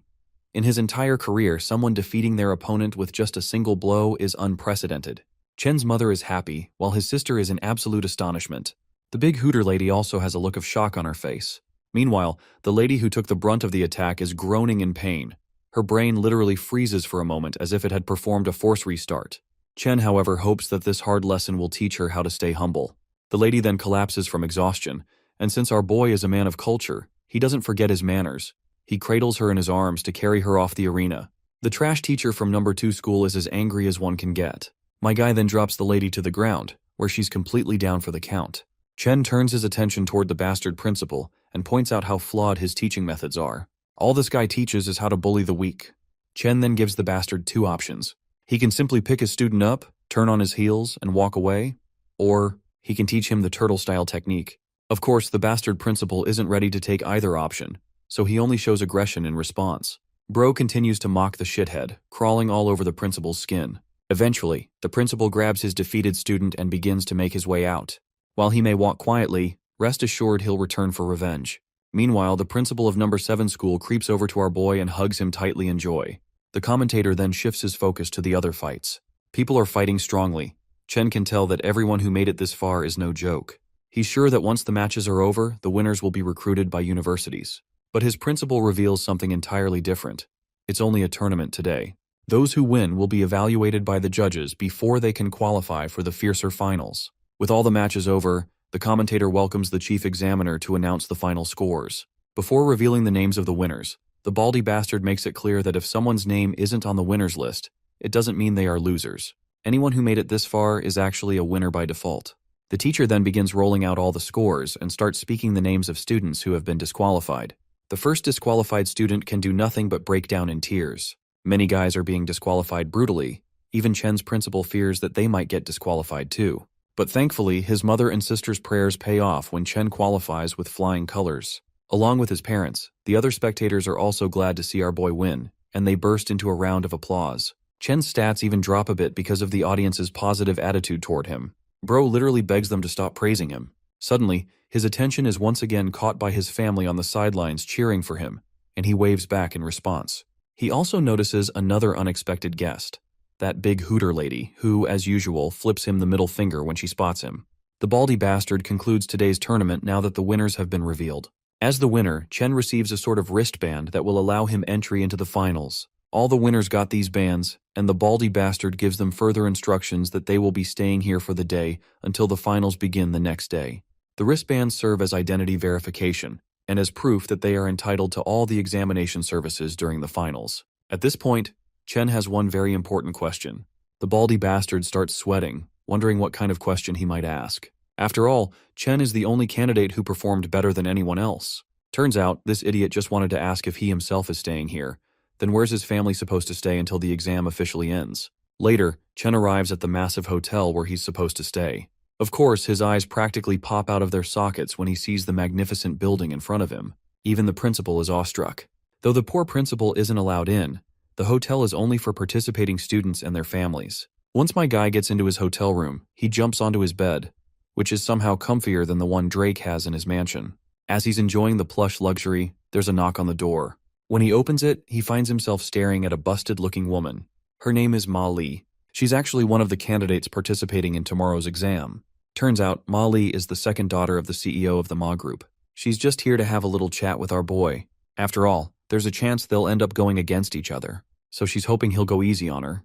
Chen, however, politely turns her down. This exam could decide his future, so he's not about to flop his last chance over some half-baked flirtation. Naturally, the girl storms off annoyed. She can't believe her big busted charm didn't work on him. It's really getting under her skin. Chen just shuts the door. He's got enough on his plate already. Then there's another knock. He thinks it's that same busted woman back to whine again. But nope, it's his little sister, who immediately hugs him like she's trying to crack his ribs. Later, as both his mother and sister settle into the living room, his family can't help but feel proud of what Chen's managed to accomplish. That's when his sister accuses him of hiding a rich girlfriend. Because seriously, how else did he get enrolled in number 7 high school? Before saying anything, he tells her to calm the hell down.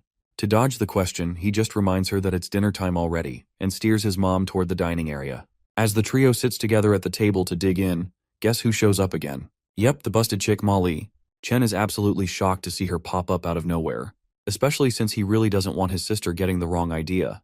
The girl explains that her family's not here, and she's starving. She just came to grab something to eat before passing out. Though, to be fair, she's not here to mooch without compensation. She's got some juicy top-secret info to share. She points at a girl sitting a few tables away. Her name is Bahuang Yao. Chen already knows who she is, so he's not sure how this is supposed to help. Hell, everyone knows she's the daughter of the Bahuang family. That's when Ma Li drops a more interesting detail. She's Yao's classmate. Apparently, Yao is super reserved, top of the class at the number 1 high school. But there are rumors she doesn't get along with her family, and she has no one to cook for her here. That's why she's sitting there, alone. Oh, and most importantly, she's still single. Never dated anyone. Since Chen's way better than the average dude, Molly thinks he might actually have a shot. But my guy's not interested in dating anyone. His sister agrees, as it's good he's staying away. She says the Bahwan girl looks like an underage kid anyway. As for Chen's mom, she's concerned the girl is way too skinny to give birth. Chen straight up yells at them to stop bringing up this weird dating topic. That's when everyone in the dining area starts whispering about Bahwan Yao. They're all baffled that the daughter of a prestigious family is joining the commoners in the dining area. And above all, she's sitting all by herself, which is super unusual. But then again, her dad's a big shot in the business world. It's not like he'd be here to cook for her. Meanwhile, Chen's getting real annoyed at how everyone's gossiping and making assumptions. As everyone wraps up their meal and heads out while bragging about their parents' cooking, Yao still sits there alone. That's when Chen starts packing a lunchbox with leftover food for the lonely girl. Once the dining area is completely empty, and only Yao remains with tears streaming down her face, my guy shows up. He offers her the box filled with delicious food. He's not gonna let someone starve like that. He insists she help herself. Naturally, she asks who the hell he is. But he just turns around and sits in a chair nearby. He wants her to eat first, then he'll talk. Meanwhile, Yao starts to feel like she recognizes this guy. She just can't quite figure out where she's seen him before. Finally, she grabs the chopsticks and starts satisfying her appetite. Once she's done eating, Yao expresses her gratitude for the delicious food. Chen then pulls out a pack of cigarettes, ready to blow off some steam. After all, nothing's more satisfying than letting out some smoke after a good meal. Only then does he allow her to ask any questions she has. Yao brings up the incident in the space portal where she was knocked out by some thugs. But a stranger saved her, and she's curious to know who that stranger was. She recalls how, when she saw him in the contest today, he reminded her a lot of the man who saved her in the portal. His voice and tone seemed pretty familiar too. At the end, she brushes all these thoughts off with a positive smile, thinking she's probably just overthinking it. Chen, meanwhile, goes totally smitten seeing her smile. Damn, she looks fine. Anyway, he continues the conversation by asking why she's been sitting here all night. He wonders if her father's running a bit late, and that's why she didn't get any food from him. Yao doesn't want to bore him with the details, so she just hints that her father favors her older brother over her. The mention of her older brother reminds Chen of that Bahwang brat, who is tall, rich, handsome, and a top student at the capital university. Chen promises to help her out in any way he can if her father's being violent towards her. Yao assures him that's not the case. It's just that in her father's eyes, she's not worthy of being his daughter, that's all. Chen gets visibly annoyed hearing this. After all, she's currently a level 1 cultivator, almost on her way to level 1.1. For reference, this is an insane power level. Chen had worked his ass off and barely reached level 0.7, even with the curse's buff. Yao suddenly stands up, letting the fresh air kiss her big guyot, then expresses her gratitude for the dinner. She says she'll never forget his act of kindness. As she walks off, Chen reciprocates her kind words, but it turns out she was being nice outwardly. But inwardly, she kinda hates him. You ask why? Because his system granted him a stat point for being insulted. The next day, the finals are here. The atmosphere is charged with energy as the commentator goes wild announcing the match between Chen Yu and Ma Li, that same busty chick in pink. Whoever she is, Chen doesn't care. He's ready to take her down. The commentator explains how this final competition will determine the future of the students. The contest consists of 20 seeded players and 12 winners from the previous tournament, making 32 in total. For the first round, the 32 contestants will be randomly divided into 2 groups, 15 in each. One group will be numbered with odd numbers and the other with even. To win the competition, one must win 5 rounds in a row to become the champion of the year. With the rules set, the first round begins. All the examiners are eager to see the final contestants. Finally, the 2 contestants face each other. Seeing Chen up there, his family cheers for him. Looks like our boy's got some fans in the crowd too, rooting for his success. There are also plenty of people rooting for Ma Li. Chen begins stretching his limbs, getting ready. He won't go easy on her just because her school's ranked high. Ma Li doesn't want him to hold back either. But she would feel sad if she ended up hurting her future husband, so she hopes he'll just concede. According to her, Chen looks like a dashing, handsome playboy, someone she desperately wants to be with. She's a big fan of his riz and aura. She's been keeping an eye on him since last night and is fascinated by how he spent the whole night practicing. About last night, Chen wasn't practicing. His noisy neighbors were keeping him up all night with their clapping. So, Chen decided to give them some competition. He pulled out his pants, grabbed some toilet paper, and made his little dragon work all night. For his hand practice, he got a stat boost. The next day, one of his tired neighbors complained about the noise in room 22. They're convinced Chen caused the ruckus just so his opponents wouldn't get enough rest for tomorrow's match. Chen just calls them weak sauce and turns away, his riz and aura radiating so hard it's almost blinding. All the guys around are dying of shame. It's the first time they've seen someone with such stamina who can last all night. And this is exactly why Molly's fallen for him. It's her desire to be clapped all night. It looks like she was just trying to butter him up to catch him off guard, because the moment Chen looks away, she throws a slap. She then suddenly pulls out her hat and quickly dons it over her head. No matter how handsome or smart he might be, she won't fall head over heels for him unless he proves himself in this tournament against her. With that, she dashes at him again, swinging with all her might. But Chen simply ducks, letting her blow fly right over his head. Then he puts his hands up and absorbs all of her blows. Ma Li, not one to back down, pulls off an acrobatic stunt and lands right in his face, finally creating an opening to land a real attack. The crowd cheers, impressed by her slick moves. Meanwhile, in the waiting area of number 1 high school, the principal is fuming. He desperately wants to see Chen eliminated. He can't stand seeing anyone dominate the leaderboard except for his own school. On the other side, Chen's mother is watching the match, quietly eyeing Ma Li as a potential daughter-in-law. She notes that Ma Li's big butt would make childbirth easier. Back to our boy. Ma Li's just too close now, her squishy assets nearly right in his face. She notices him blushing and takes advantage of the moment, throwing a hard punch at him. Not one punch, but a whole relentless barrage of them, each blow earning our boy stat points. The audience eats it up, loving how she's pushing this low-ranked hobo back. Chen, meanwhile, is absolutely thrilled. No, not because he's getting his ass kicked, but because he's getting a huge harvest of stat points. Plus, those jiggly boobs are a nice bonus. Molly doesn't stop. Her fists keep flying. Eventually, she stops, clearly exhausted after hitting him about 100 times. Yet Chen's still just as cool as a cucumber, not a scratch on him. Chen's having a blast getting wrecked. It's basically a massage for his sore muscles. If only she'd kept going a bit longer. But now, Molly gets serious. She plays her ace. She starts manipulating her hat. Chen's quick to notice and realizes that she's trying to tag him with it. But Chen's got ninja reflexes. Ain't no way he's letting her touch him. According to her, it's her signature move, a technique she learned as a gift from Andrew Tate. Chen, of course, is mad. After all, using a weapon is illegal. But then, that baldy of an examiner steps in and declares her cap to be headgear, not a weapon. Molly holds up the cap, showing it off, explaining how it's just a piece of fabric. Apparently, the fabric is called Shi Suo Yi, only available in certain space portals. It's precious, sold by the milligram, and is used for reconstructive surgery. Chen sees it for what it really is. She's basically exploiting a loophole in the system. He calls her out on her shady antics, but the examiner doesn't care. As far as he's concerned, she's in the clear. Ma Li, ever grateful for the examiner's input, strikes again. The speed of her cap is insane, but Chen matches her blow for blow, dodging left and right. However, it's starting to get really hard to keep up. Her long-range prowess is becoming more apparent. Chen knows that long-range fighters usually struggle with hand-to-hand combat. So, he balls up his fist, ready to throw a punch hard enough to obliterate her face. But then, he screeches to a halt. The whole place is surrounded by lasers. If he moves too much, he's going to get shredded. This cheap trick of hers only explains how crafty she is. All her earlier attacks were just distractions. She intentionally let her guard down with harmless moves, and then ambushed him with her cap. She even distracted him with her explanation about how it's just fabric. But it turns out, the cap, infused with her key energy, is a lethal weapon. Now, Chen realizes her real strategy. She's been secretly manipulating her cap, laying out a number of threads within the arena and controlling them with key energy. The cap has become part of a deadly web of energy lasers that could easily cut him in half if he tries to force his way through. Molly confirms his suspicions.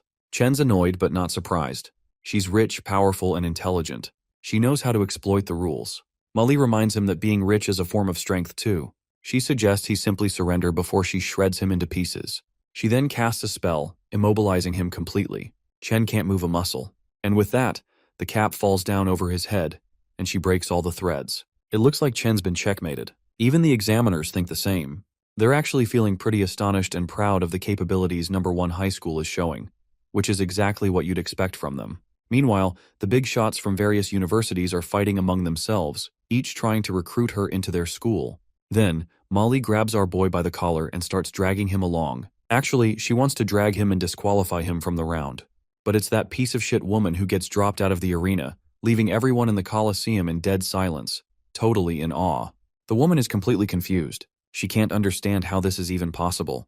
It shouldn't be possible, especially with that green hat still on his head. To give some context, Chen takes us back in time to when they were fighting. It turns out there were no secret tricks involved. He simply grabbed the women and threw her out of the damn arena. Since he doesn't want to explain the technique he used to break her curse, he changes the subject and starts mocking her. Eventually, the commentator hands Chen the victory title he deserves. He's officially won the first round of the finals.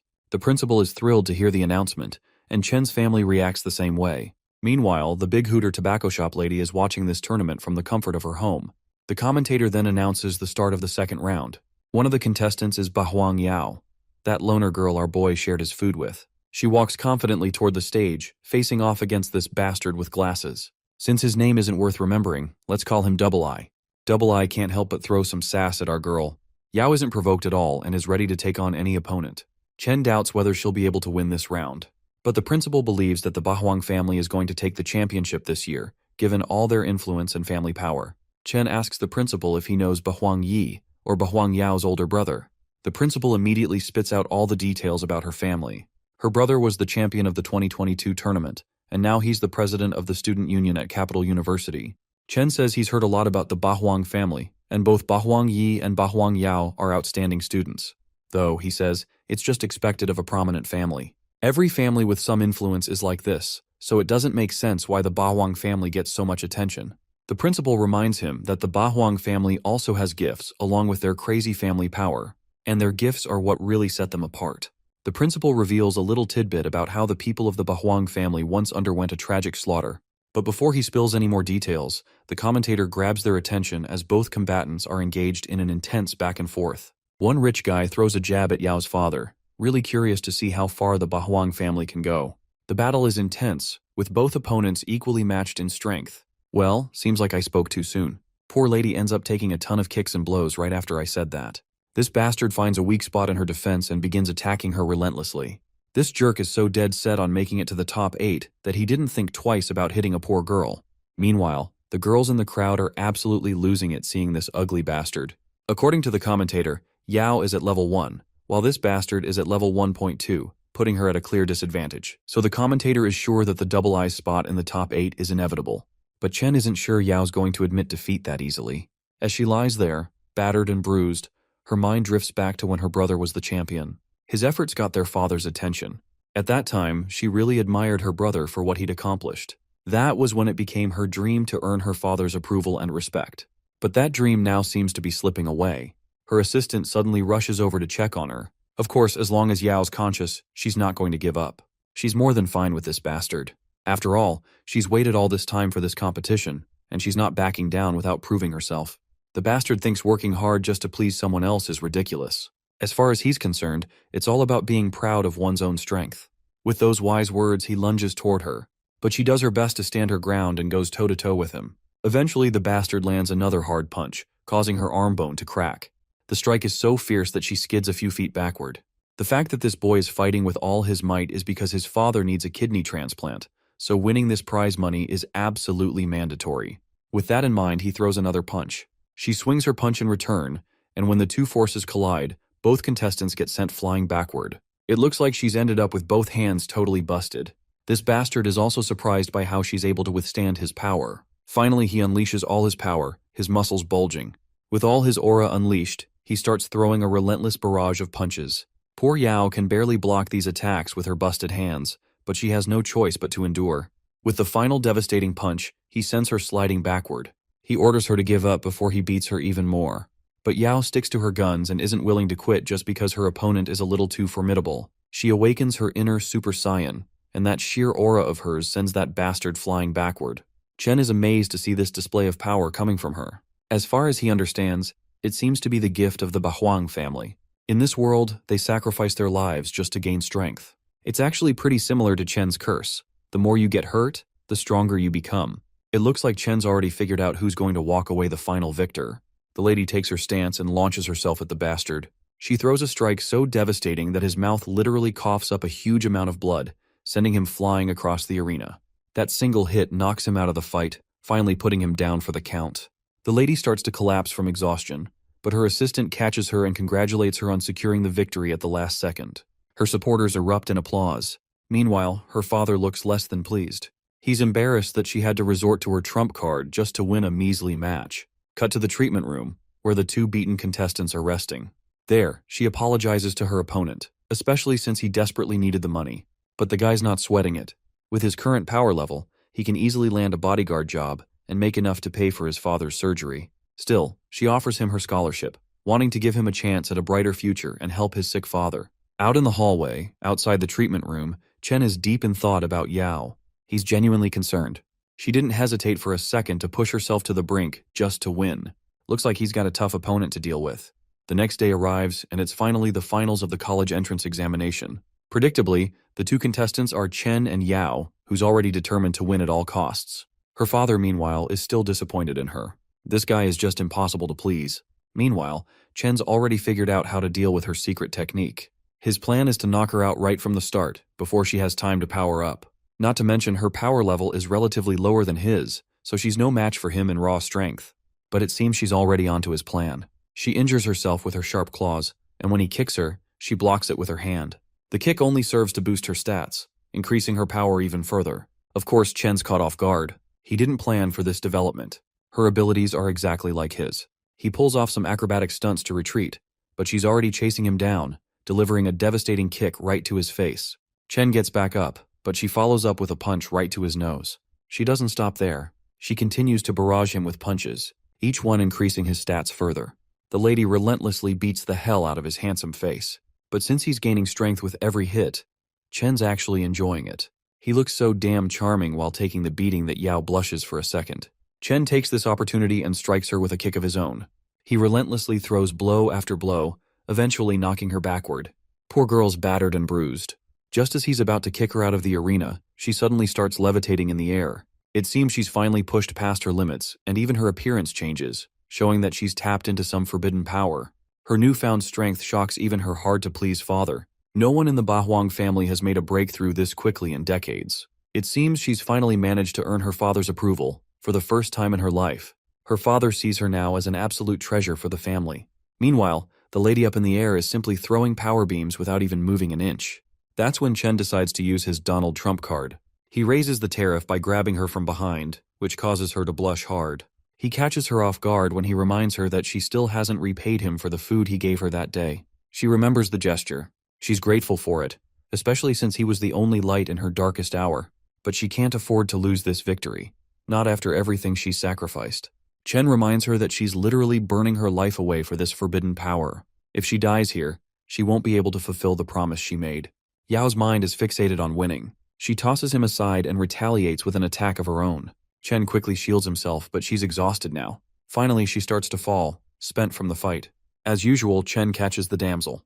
Just then, an interviewer rushes in, excited that Chen's finally won. But Chen isn't in the mood to celebrate. He ignores the reporters completely. His only concern right now is Yao, who's on the brink of death.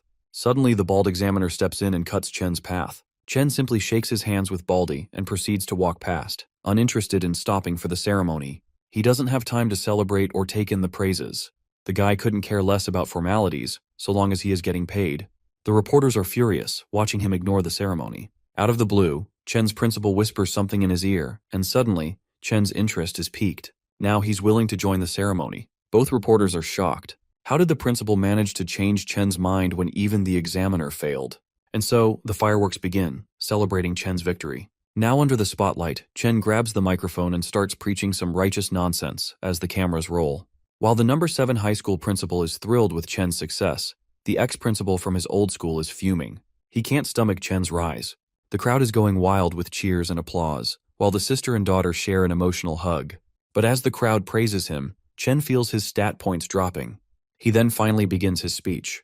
First, he gives a shout-out to his supportive mother. The poor woman is overwhelmed with pride, tears filling her eyes. Then he turns to his sister, expressing gratitude for her support. She's in tears too, seeing her dream of her brother coming on top finally come true. Meanwhile, we cut to the tobacco seller lady, who is also watching Chen's speech through her TV. She is suddenly caught off guard when Chen also expresses his gratitude towards her, while calling her with the nickname she hates the most. Chen also makes sure to thank his principal, though he's not sure which one, his current principal or his old one. The ex-principal tries to reconcile, claiming that whatever happened is now in the past. The bastard even offers him 2 million yuan to represent him. The other principal is shocked at the massive amount. Chen finally makes his choice. He turns to the number 2 high school principal. Of course, the bastard feels proud to have bought Chen off with money, proving that money rules everything. Chen continues with his gratitude, thanking his ex-principal for expelling him right before the entrance exams and making him lose his qualifications. He also thanks him for suppressing and insulting him during the competition, which really demoralized him. Without that trash principal, Chen's not sure how he would have ended up at the top. The crowd starts talking about number 2 high school, and parents are already deciding to send their kids to different schools, realizing how terrible the principal is. That bastard's now fuming after getting ridiculed like this. Chen simply flips him the middle finger in return. Meanwhile, Chen makes sure to express his genuine gratitude where it's truly due. He thanks the principal of number 7 high school for discovering his strengths and taking him in as a student. The crowd starts talking positively about the low-ranked number 7 high school, and the principal swells with pride. Reporters swarm the principal for an interview. Chen finally sits back, relishing the moment of his victory. In the present, outside the ward, Chen is eavesdropping, trying to learn about Yao's condition.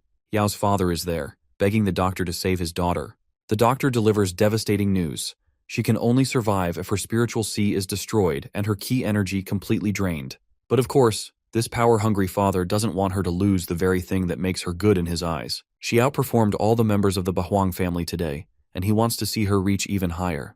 At this, Chen bursts into the room, absolutely pissed off to see this trashy father willing to risk her life just for power. He doesn't let the bastard speak another word and punches him hard across the face. A while later, Chen is back in his bed, his mind preoccupied with the thought of Yao dying. He can't sleep, his thoughts spiraling. Then, a crazy idea hits him. He remembers the circuit board things he got from the space portal. The USBs inside those motherboards contained secret data, and he's sure they might help Yao survive. So he calls that big busted lady, Ma Li, asking if she knows anyone good with hacking or data cracking. Turns out she knows exactly who can help. The next day, Chen arrives at Ma Li's place, where a bunch of busted maids greet them with grace and respect. It seems Ma Li's sister is the one who can help. As fate would have it, Ma Li's sister is already a fan of Chen. After all, he's got a 20-centimeter long cucumber, and just thinking about it makes her drool. Her name is Ma Yan, and she's older than Ma Li. Inside her room, she already planted a secret camera to capture every moment with Chen. Ma Li and Chen enter the room, overhearing her thoughts about him, which is pretty embarrassing. Ma Yan quickly spins a tale, claiming she's studying the structure of the male body, which is why she's interested in Chen's cucumber. But Ma Li knows better. All her sister wants is to see Chen pee. Chen flatly refuses to show his ding-dong to anyone like it's public property. Finally, he shows her the USB he wants her to study. Of course, Ma Yan gets riled up. She's never seen a memory card made of this material. Later, once they get to work, she starts her hacking mambo-jumbo. She eventually figures out that inside this chip is an AI with consciousness, and it's impossible to crack its contents. Only large scientific institutions can do that. Well, it looks like Chen has figured out his next move. Molly starts dragging him out of the room since it's way too humid in there. Chen notices the lavish place and asks what her parents do for a living. Molly reveals that she and her sister are orphans. What they have now, they earned themselves. Chen's stunned, desperate to know how they made their money. Molly finally reveals that her sister is the one raking in the big bucks. Each program she produces is worth millions. Seems like making money isn't as easy as it sounds. Since Chen asked his question, she wants to ask him one of her own.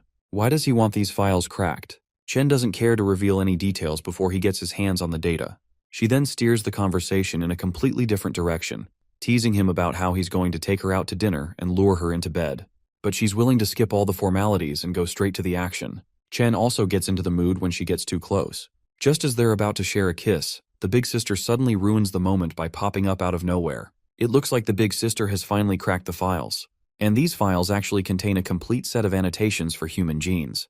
She's going crazy just thinking about it, imagining a day when humans crack all the secrets of Genesis. If that happens, the only thing awaiting humanity is the evolution of the entire race. Chen knows exactly how significant this is. No doubt, these files are incredibly valuable.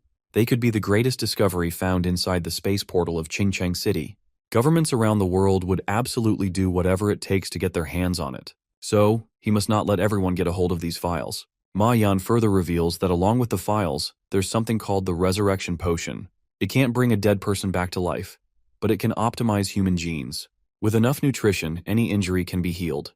Chen is stunned by this, wondering if something like this even exists. Later, Chen can be seen burning the secret files he got from Ma Yan. He's already regretting involving her, as she now knows about the potential of the flash drives he holds.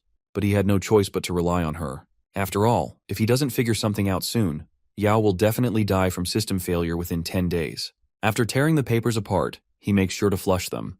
According to the information inside, the potion is located in Area B. He is relieved that only he knows about this secret. Otherwise, Ma Yan might have gotten her hands on that potion. We then cut to the space portal, where Chen is running as fast as he can. Suddenly he notices Ma Li and Ma Yan both following him. He ramps up his speed, leaving the ladies behind. Now that both sisters are exposed, they decide to chase him with everything they've got to get the potion before he does. Along with the two sisters, they also have their maids with them. Chen, on the other hand, is speeding down like a bullet train. To understand how he's gotten this crazy speed, we flash back a little. Chen had injected himself with a toxic substance he got from the space portal after splitting up those mysterious balls. As soon as he injects it, his stats start increasing rapidly, and he feels absolutely euphoric.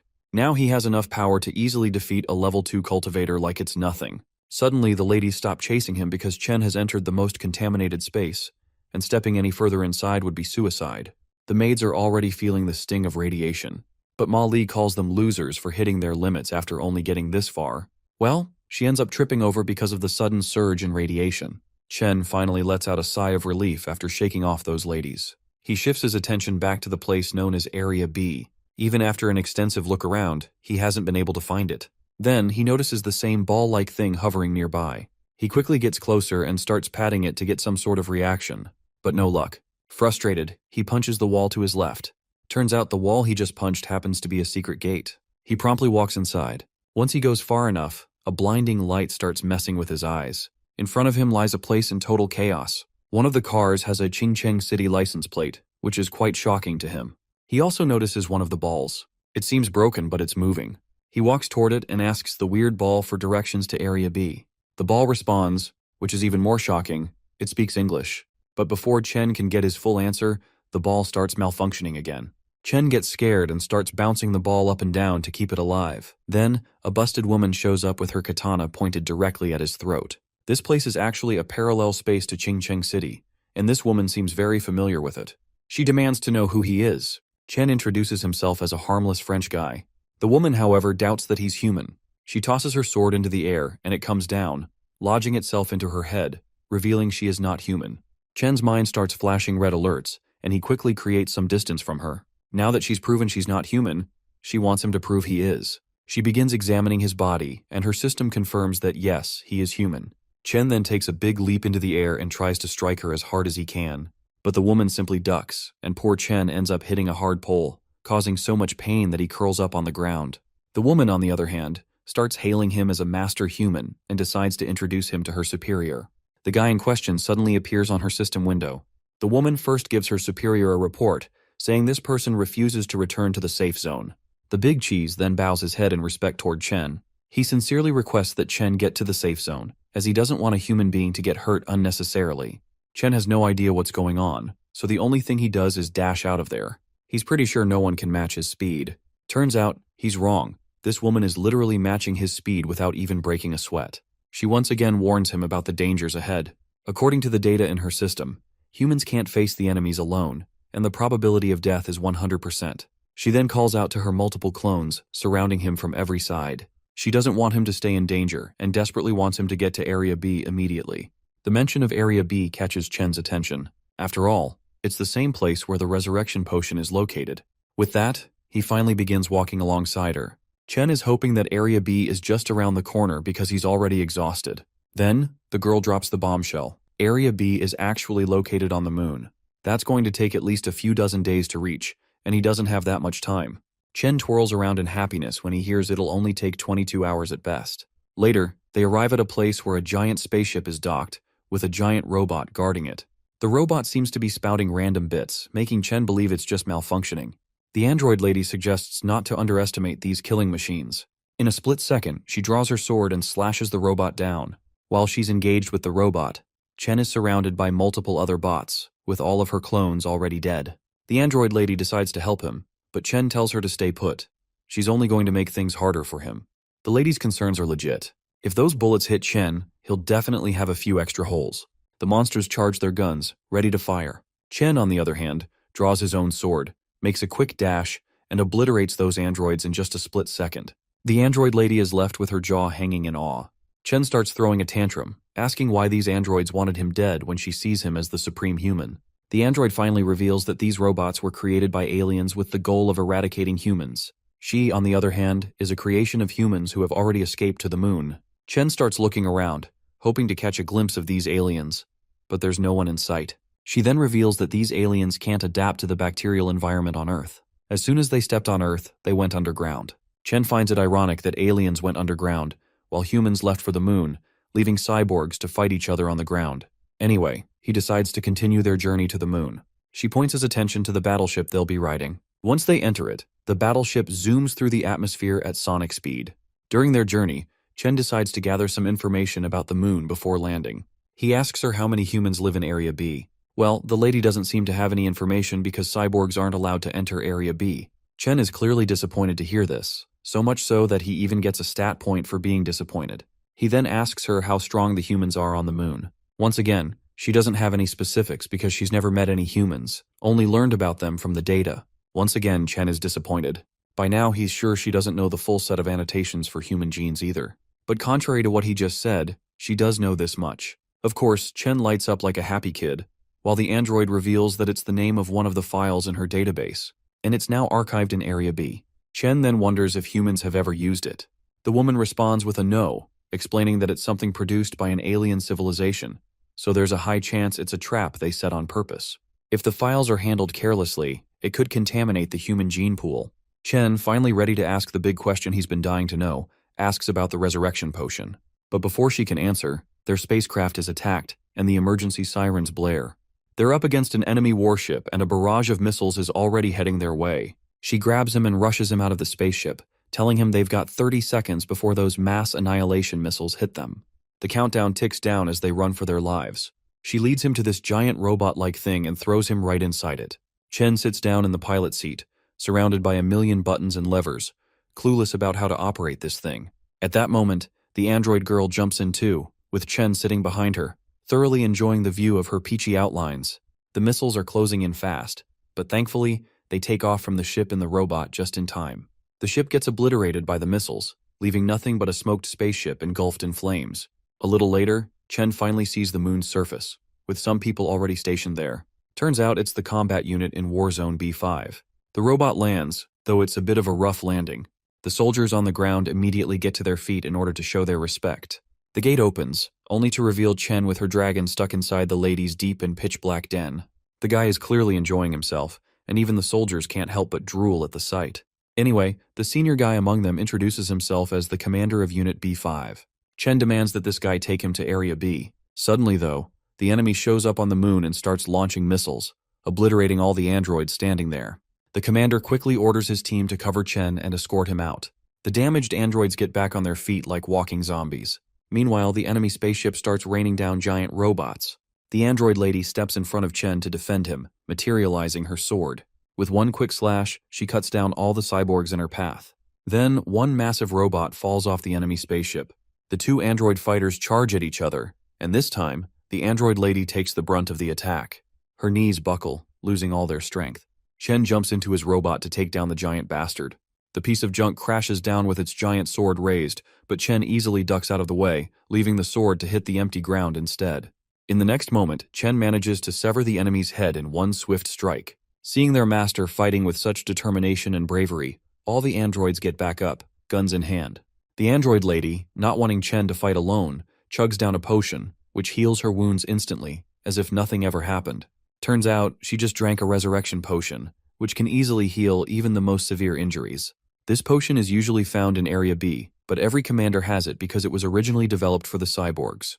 In the wilds, at night, Chen and the android girl sit together. She reveals how cyborgs were originally created to protect humans, but for some mysterious reason, they turned into traitors.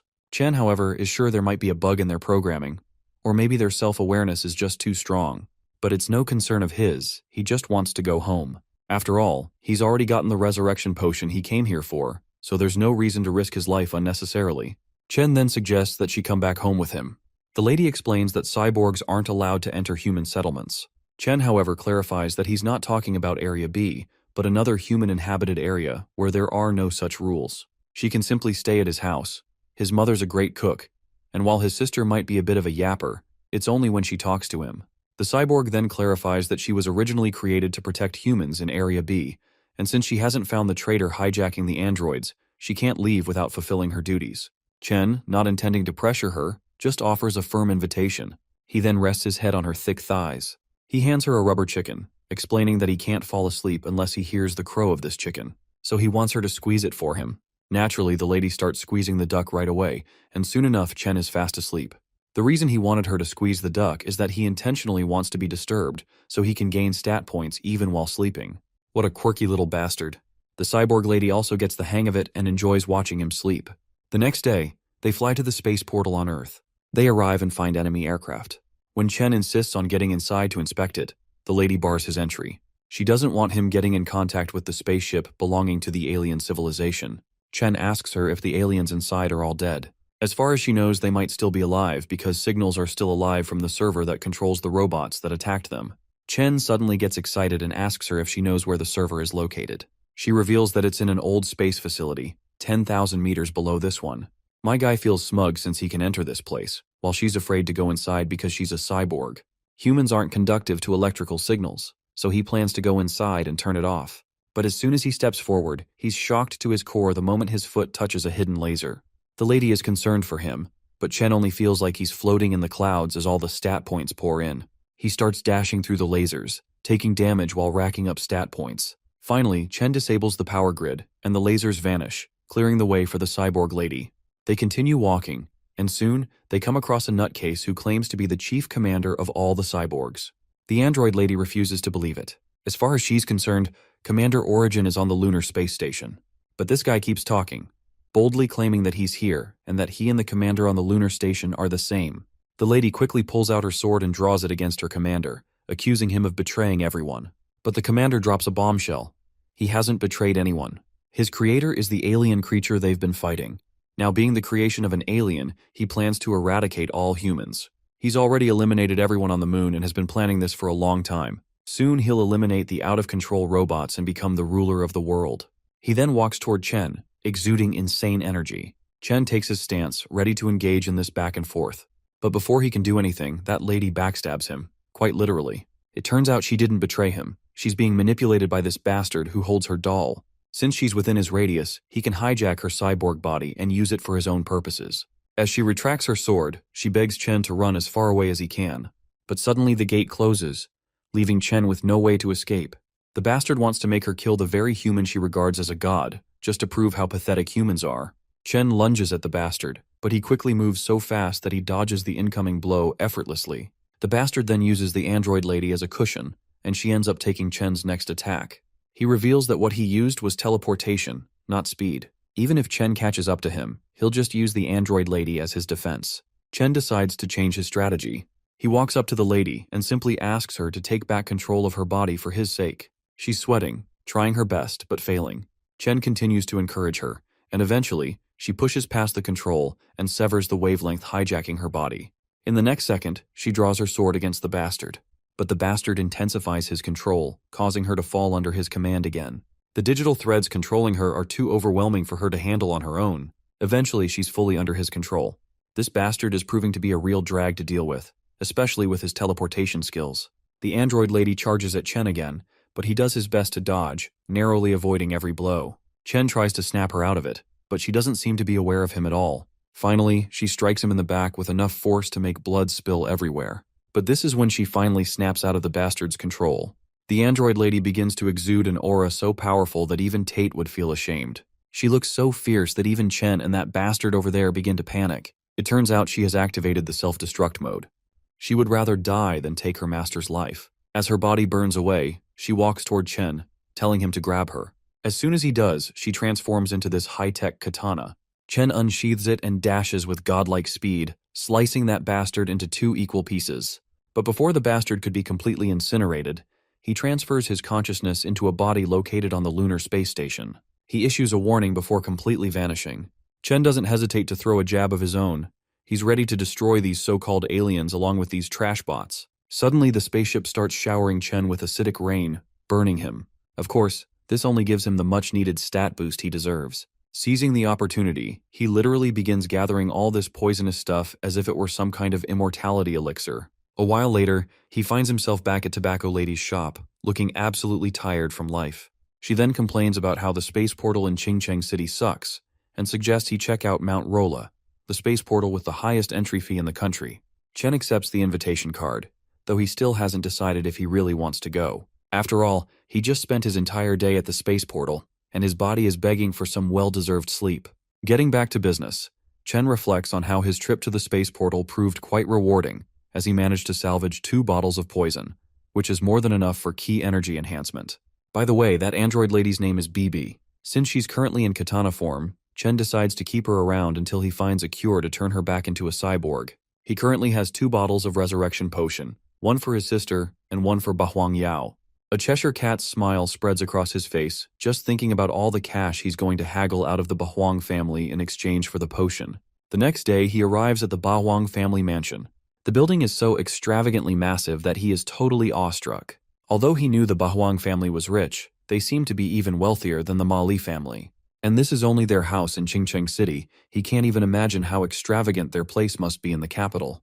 Chen finally meets the head of the family, who doesn't waste any time with pleasantries, and wants to confirm if he actually has the stuff he is claiming to possess.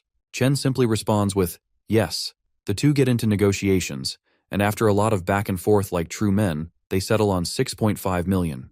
Of course, the head is absolutely losing his mind after encountering such hardcore negotiation for the first time in his life. In the end, the head receives the potion he desperately desired, while Chen gives him detailed instructions on how to use it.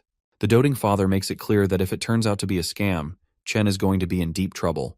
The assistant decides to take Chen along to deliver the transaction money. Once Chen is gone, the shady father suggests to this shady guy to split the potion into 2 parts and inject half into his daughter, while save the half of it for their experiment. Then we cut to Ma Yan's computer room, where a secret agent reports to Ma Yan about Chen's last known whereabouts. She also reveals that he seems to have gotten his hands on something valuable at the space portal, which only piques Ma Yan's curiosity. Cutting to Chen Yu's bedroom, Chen grits his teeth because he can't witness the full effect of the resurrection potion. So he's reluctant to give it to his sister. The only way he can see it work is if he can somehow get into the capital city and watch Yao being healed with his own eyes. That's when he remembers the invitation letter from the capital university, which grants access to the Mount Rolla space portal trial. He figures he can participate in the trial in Mount Rolla since it's in the capital. With that thought, he downs the potion to boost his ki energy as much as possible. As soon as that nasty stuff hits his stomach, he starts racking up ki energy like crazy. A staggering 21,000 ki energy. This enormous boost grants him level 1.5, but it comes at a steep cost. Chen ends up gaining access to N-Pass. We then cut to the escort car parking point. Military personnel are stationed there. One of the guys announces to them that the escort team will be setting off for the capital city soon. He hopes everyone gets on board as quickly as possible. Anyone left behind will be on their own. Meanwhile, Chen is doing his best to hide his face, trying not to attract attention because of his new skin color. But of course, he still gets recognized by that blondie bastard. At this point, the only thing Chen can do is regret his hasty decision back then. That stuff he took was 10 times more toxic than a classic bitch, so it's no surprise his body couldn't handle it all at once. And so, bro ended up earning the N-Pass. His busted tobacco friend is also shocked when she sees the other side of Chen. She's so taken aback that she faints immediately. Back to that blonde bastard, he's quite surprised that Chen is here after all. So many people wish they could enter the space portal in Mount Rolla for free, but only the top students of Qingcheng University and Capital University are allowed in. However, we all know there's nothing money can't buy, so Chen ends up booking a seat for himself at a cost of around 50,000 wen. To put that in perspective, 50,000 wen is basically 5 months' salary for an average person. In this package, Chen will receive protection from top-tier, high-level cultivators. Once he boards the vehicle, he attracts plenty of attention because of his prominent skin color. To avoid any unwanted eyes, he decides to take the last seat. At the back sits Duan Ye, the top scorer in Ho City. Duan Ye is out here having the time of his life, drinking with his legs stretched all over the place. Chen simply requests that he retract his long legs a little. This dude, being a big drug enthusiast, demands a specific type of drug as a condition for Chen to sit there. Though Chen doesn't have exactly what Duan Ye wants, he offers an alternative, a drug that's even better when consumed with alcohol. Duan Ye accepts, and as a result, Chen not only secures a seat but also gains a good travel partner. Duan Ye then introduces himself properly to Chen. As we already know, his name is Duan Ye, the top scorer in Ho City. Chen recalls how Ho City was destroyed and Duan Ye confirms it. Shortly after, that same blonde bastard arrives, revealing that Duan had to take the exams in Shizhou City, meaning he's actually the top scorer there. Because of his stubbornness, the Shizhou Education Bureau didn't give him the cash award he wanted. Duan is proud of where he was born. His heart will always be in Ho City, no matter where he lives in the world. Chen then introduces himself, mentioning he's the top scorer of Qingcheng City. Hearing this, Duan becomes absolutely enraged and aggressively grabs Chen by the collar. As far as he is concerned, it's probably the Qingcheng people who did something shady to make the beast tide change direction and target Ho City. Of course, Chen knows nothing about this. In fact, no one really knows why it happened. Hearing this, Duan's demeanor shifts 180 degrees, plastering a broad smile on his face after learning that Chen had no hand in the fall of his city. Apparently, this dude is determined to find out why the beast tide changed direction, and he wants to exact revenge for all the fallen people of Ho City, as well as for his parents. When night strikes, the personnel finally stop their journey so the passengers can get some well-deserved rest. While a few guards watch over the vehicles, a shady figure in the woods lunges at his first target and takes it down. That figure lands right on top of the car in which Chen is resting. Our boy can tell that trouble has officially arrived, while his travel partner is totally wasted, trying to find all the hot moms in this area on his phone. Soon, everyone in the car begins to panic as they hear someone trying to demolish the roof. Apparently, there's a helicopter overhead that hoists Chen's car and takes it off. Inside the helicopter is a red-headed bastard wielding a massive chain gun. His mission seems to be to hunt down talented individuals in order to instill despair in the common people. His intentions are still unclear, but he wants the common folk to feel despair and fear in order to prepare them for the future of mankind.